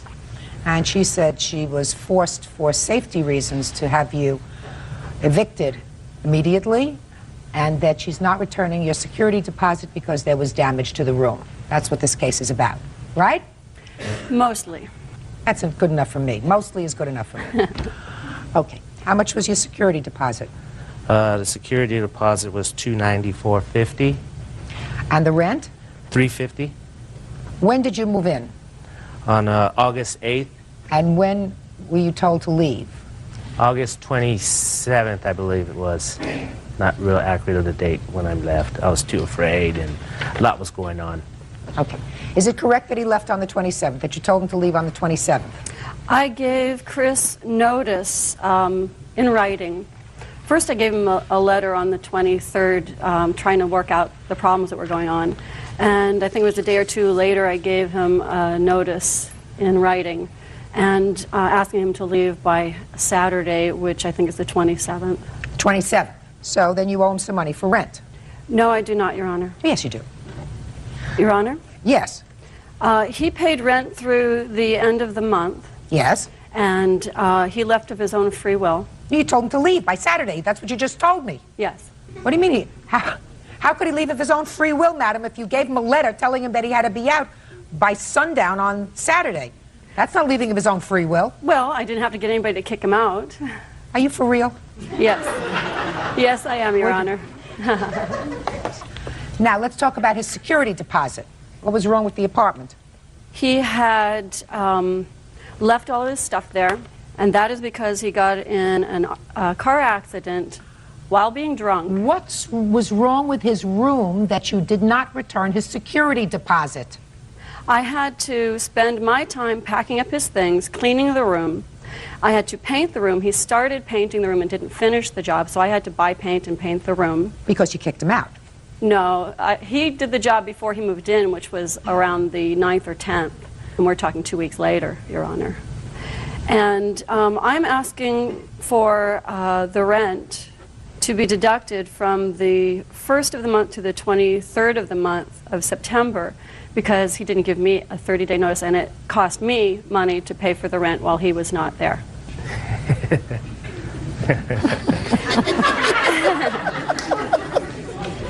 Get real. Real cases, real people. Judge Judy. Chris Chavez claims former landlord Christy Johnson evicted him without notice. Christy says Chris was constantly drunk around her children. Go ahead. I have a letter here that I gave him on the 23rd of August that outlines the fact that he had been Can I see the letter, please? Sure. Drunk in my home for several days, had not gone to work, had lied to me, had totally misrepresented himself to me. Just a second. Mm-hmm. I'm writing this note because it seems that you have a hard time talking to me, or maybe anyone, about what's going on with you. I know that you are having a hard time right now and invite you to talk to me about the big stuff in your life. Go deeper in your conversations with me. I don't want to live with someone who clams up and holds up in his room for days on end. I am concerned about you. This is not what you write to a tenant. You write to a tenant, you're leaving your garbage in the hall, your dog is pooping all over the stairway, you know, because you leave food out, there are roaches all over the place. You don't write a tenant that you don't want to live with somebody who clams up and doesn't want to talk to me. Well, Your Honor, he didn't talk to anybody for Who cares? about 6 He days. doesn't have to talk about it to a soul. Well, he lied to his boss. He told his boss that he couldn't come into work. What difference does that make to you? Well, the difference that it makes to me, Your Honor, is that he was drunk in my home, and I have 2 small children, aged 5 and 9. No, you don't say that here. Yeah. No, you don't say that here. You said, I am also concerned for my family. It is apparent to me that you have a drinking problem. We have also smelled cigarette smoke coming from your room. I have lived with drinkers, and I know the symptoms. I have been in enough bars in my life to know the smell of booze in the air. You try very hard to hide these facts, but you're not fooling me. It doesn't say that he did anything untoward towards you, did anything untoward towards your children, came home and threw up all over your living room couch. It said that you smelled alcohol on his breath and that you know the symptoms of alcoholism. Your Honor, the smell permeated the house. I also... Then you made a mistake in renting the room to him. I did make a mistake. Then what a landlord does is a landlord gives somebody 30 days notice and says, go and find yourself another room. I was afraid to let him stay in my house. Then how dare you even suggest to me that you want him to pay September's rent because he didn't give you 30 days notice? Doesn't that sound ridiculous to you? Not to me, Your Honor. Well, it sounds ridiculous to me. It probably sounds ridiculous for the other 10 million people who are going to watch this program, I think. I feared for the safety of myself and my children. It was very stressful. It was very scary. This man was drunk, and he urinated his pants and didn't know it. This man had sushi in his room for 3 days, smelled like a dead animal was coming out of his room. Okay. He was so drunk. I have receipts there that show that he, every day for 6 days, he bought a quart of Bacardi rum and Pepsi. He stayed in his room. How did you find those receipts? When I cleaned his room because he refused to take his stuff away. They were in the trash. You had an obligation to give him 30 days notice, Miss Johnson. Was half the room painted, sir?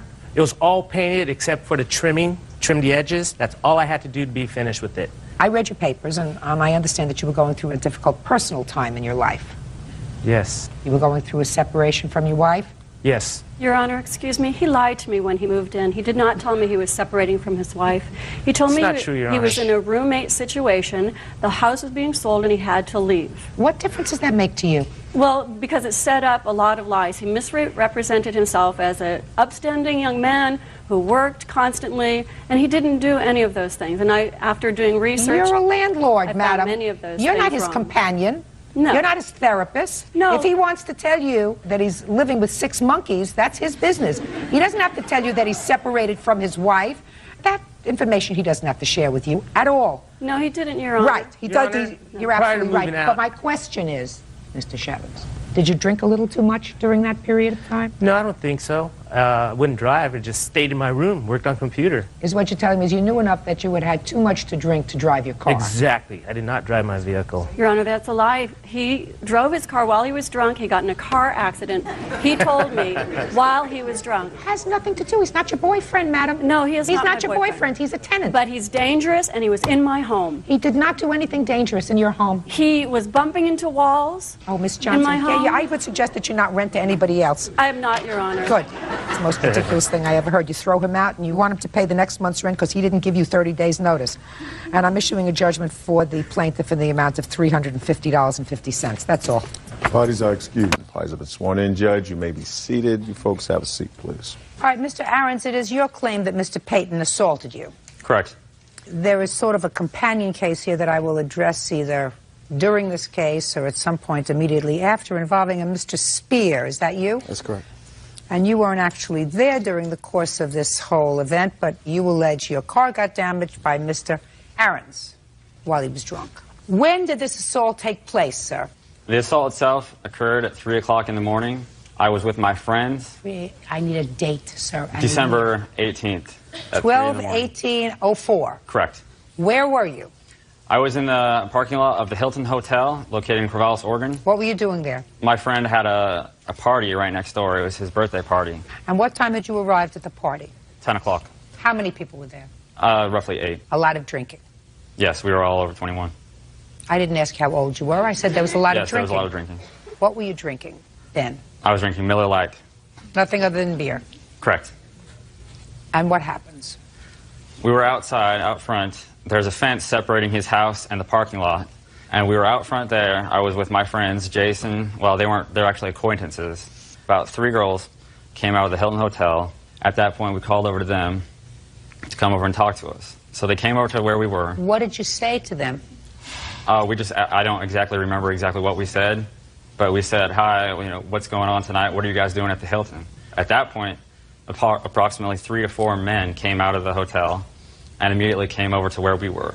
Mr. Payton targeted me specifically, and he started going after me. I could tell he wanted to fight. He was very aggressive towards me. Well, tell me what he did, sir.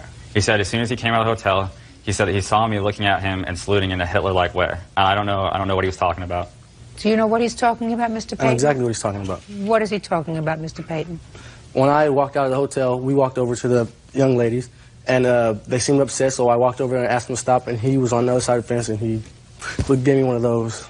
Can I interject at this point? What were you doing at the Hilton Hotel that evening? The dorms were closed at our university, and I was staying there for a school function. Okay. And what time had you started drinking that night? I'm 18 now, I didn't drink. Okay, Ben. So you're outside. And I'm speaking with my friends. It becomes a verbal altercation at that point. So I came over to the fence. So you jumped over the fence? Correct, yes. Why didn't you just go home like you were planning to go? I wasn't planning on going home that night. Well, what were you doing outside, Ben?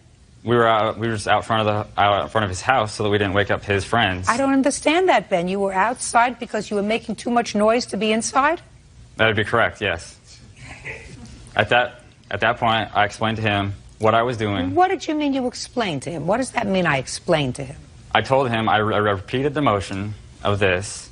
I told him that's the only thing I could have possibly done at that point when he came outside. I told him that. He said, okay, that's all right. And then we shook hands. We exchanged names. We asked them what they were doing, and they said they were going to go and get beer and food. So they got in their car, and they took off. They came back about 10 minutes later, maybe 15 minutes later, and we were still outside. What were you doing outside, Ben? We were just sitting on the curb. There's a curb. We were just sitting there. We were just talking amongst ourselves. Go ahead. The 3 girls that were with them, I believe they went straight into the hotel, or they went didn't to want the to talk entrance. to you anymore. I don't know if they didn't want to talk to us anymore, or if they were just They didn't back. want to talk to you anymore. They went right inside. They went inside. Go ahead. Peyton and his friends, they stayed with us out there, and we talked. And at that point, there became a verbal altercation between Mr. Peyton and one of the witnesses, Brown. And I believe it was over food. I believe he asked them if they brought him any food back. Where is Mr. Brown? Mr. Brown is unable to come. So he's not a witness. Okay. Because no. he's not here. Okay. So Mr. Brown, one of your friends, asked Mr. Peyton... Well, he wasn't my friend, he was my acquaintance. Your acquaintance. Correct. On your curb. Yes. Asked Mr. Peyton how come they didn't bring him back any food. Yes. You think that was because Mr. Brown maybe had a little too much to drink? Possibly, yes. Keep going. So at that point, there was a verbal altercation between him and Mr. Peyton, and I believe Jason might have gotten involved in it a little bit. At that point, I got up and I got in between them, and I pushed them aside, and then I'm not sure exactly what he did. That's about where my memory ends. Shortly after that point, it was because he had struck me to the face. I received a massive concussion. I have photos here if you'd like at this time. You can take a look at that. I fell back. I hit the concrete. I lost about 1.5 pints of blood.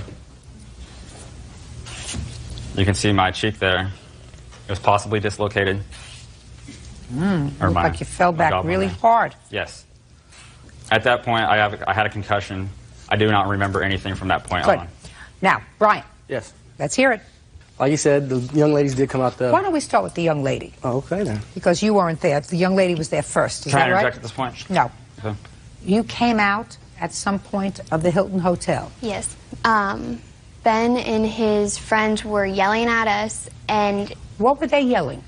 To come over and like what were our names, and we could tell that they were very intoxicated.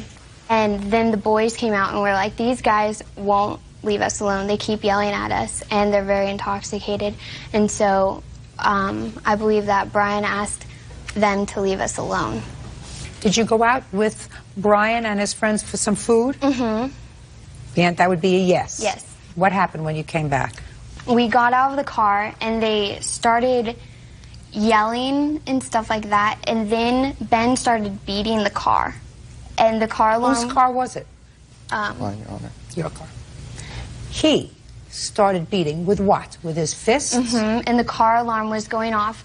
All of us actually asked him numerous times to stop it, and he wouldn't. Brian went up to him to get him to stop, and Ben turned around really fast, and his fist came up, and so Brian obviously felt threatened if he was beating the car this much, and so Brian hit him, and he fell back on the ground and hit his head. Okay. The police were called? Yes. You have the police report? I have the police report. And I'd like is to there see it, something I please. could say? The police interviewed all the witnesses. I'd like to see both police reports, and Ben, I can read. You don't have to tell me what it says. Can I just point one out thing, though, please? Yes? They interviewed all the witnesses there, and they took down their names. Her name's nowhere in the police report. Well, it may not be in the police report, but did they take down the names of the 3 girls who were... No, they did not. Well, so? I don't recognize her at all. I'm not sure who she is. They interviewed everyone who was there at the time of the incident. Listen to me. You were so blind drunk, not a question in my mind, that you wouldn't know her if she came up and bit you in the behind. You said there were 3 girls that came out. It's my job to ascertain who tells the truth and who lies. She told a very cogent story. There is no reason to say that she's lying about being one of the 3 girls that came out that night that spoke to you. Why didn't the police interview her then? I have no idea, sir. I have enough trouble figuring out why I'm here. Judge Judy continues in a moment. We were drinking, him included. He started picking a fight. I can quote him on, I can kick 2 of your guys' right now. And, Hands off your hips. Real cases, real people. Judge Judy. Ben Aaron says, during a night of partying, he was assaulted by college football player Brian Payton. Brian says Ben was drunk and out of control. In a separate lawsuit, Adam Spear is suing Ben Aarons for denting his car. How did you get the injuries to your hands, sir? How did you get the injuries? I didn't have any injuries on my hands. I noted that Mr. Aarons had injuries to both of his hands. He had abrasions and red marks on his fingers that were consistent with him striking something. This is the photograph of the injury to my hands. This is the dent that my hands allegedly created. That's one hand. I'll take a look at it. Absolutely. If you look in the report, it says injuries to both hands. Right. If there is injury to both hands, you would see it. The only thing that photo shows is a red strap mark from where I was strapped into the stretcher. You can see that. No. Police officer noted, sir, that there were massive dents on a car. That would be Mr. Spear's car. And the police officer said to you, did you strike that car? And you said, I don't remember. That was the answer that you gave to the police. Correct. Police also said that in addition to beer, you drank liquor. Yes. That's what you told the police. Okay, yes. You didn't remember to tell me that. I'm sorry. Police officer also noted that you and your friends were all drunk. Right? Correct. Okay, good. Could I interject with one more thing, please? I have a medical report from when I was there. They did a full body analysis on me. There's nothing in there about any injury to my hands. The only thing I could have imagined that he would have seen is I have a medical injury. Let me explain something to you, sir. You hit his car. You were drunk, and you fisted his car. You may not remember it, but that's what you did.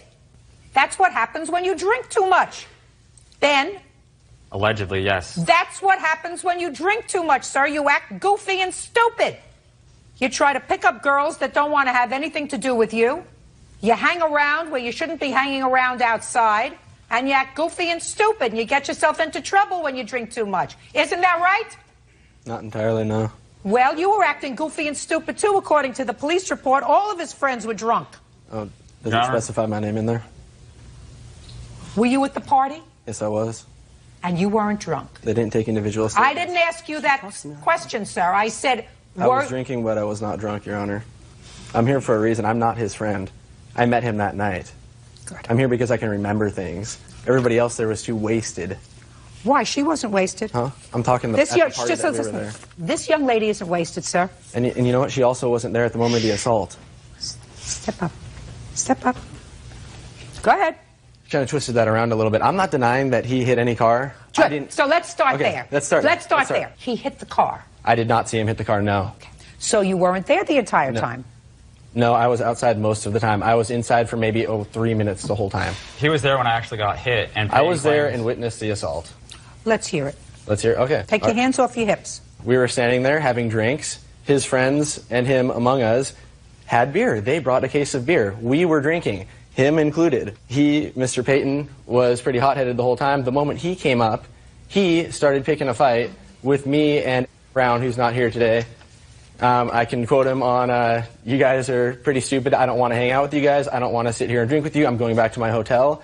I can kick 2 of your guys right now.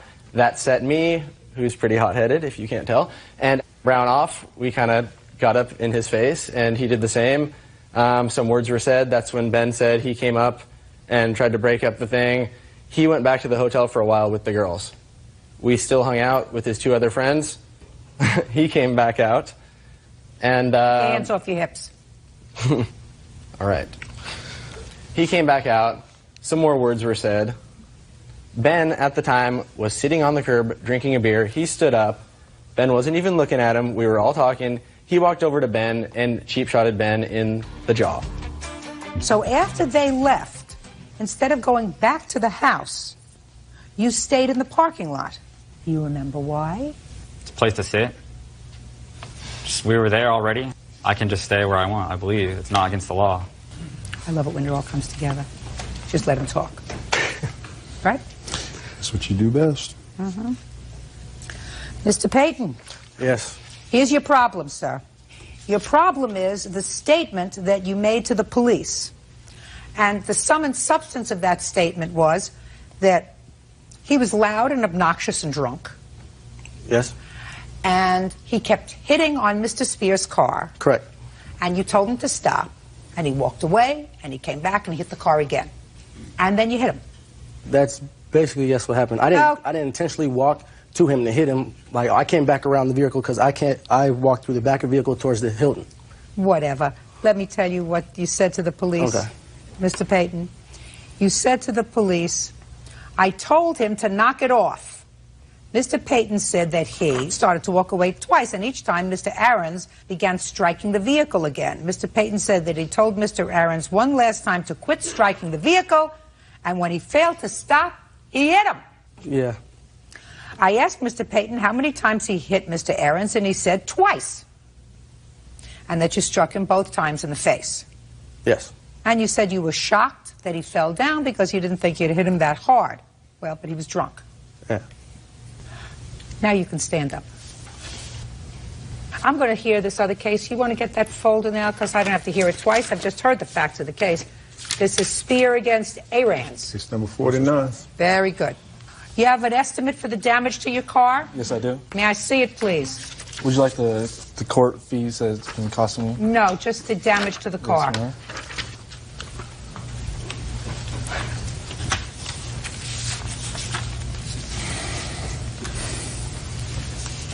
Who's Mr. Norris? Is he a friend of yours? Yes. Okay. Let me tell you what Mr. Norris told the police. It says in the police report, this is the interview. Mr. Norris stated that after Mr. Payton told Mr. Aarons 3 different times to stop hitting the car, he walked up and struck him in the face. Yeah, I'm not denying that I hit him. You can't do that. Brian, you can't do that. Now, do you have any unreimbursed medical bills, sir? Yes, sir. Oh, ma'am. Hand them up.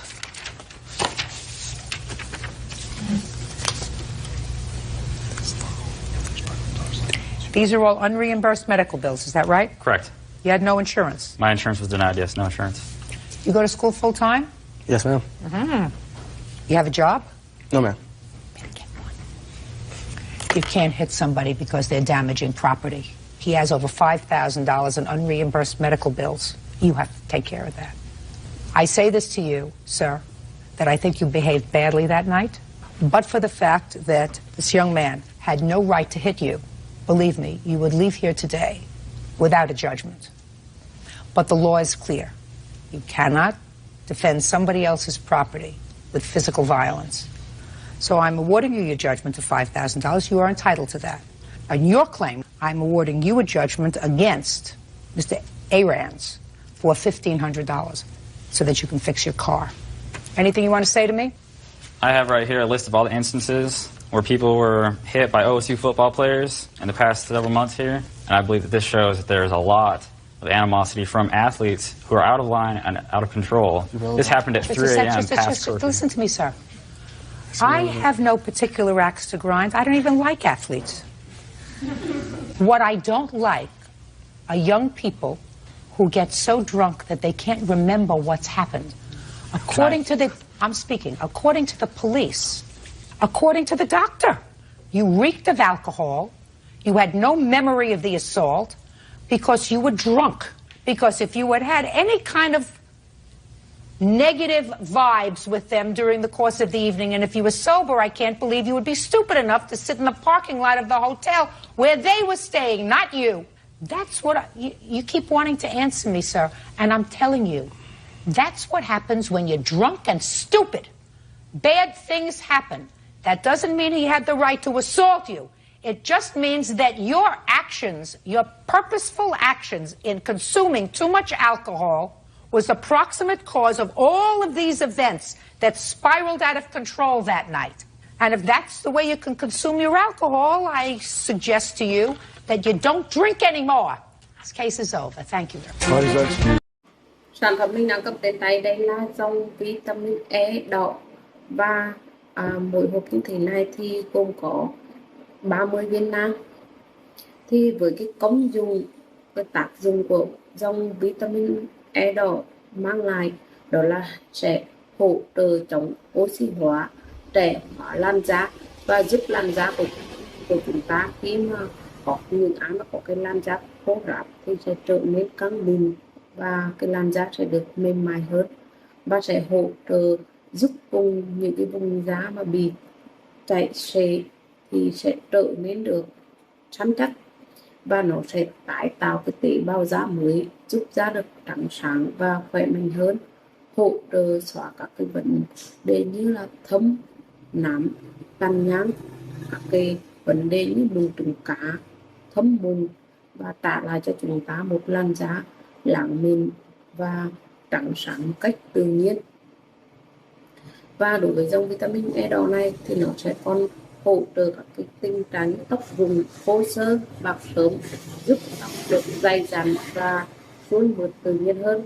Và những người mà nên sử dụng cái dòng vitamin E đỏ này là những người mà cần bổ sung cái lượng vitamin E, hoặc là những người có cái làn da khô, nứt nẻ, hoặc là da bong tróc, những người muốn chống lão hóa từ bên trong, hoặc là những người mà đang muốn tăng cái khả năng như là thụ thai.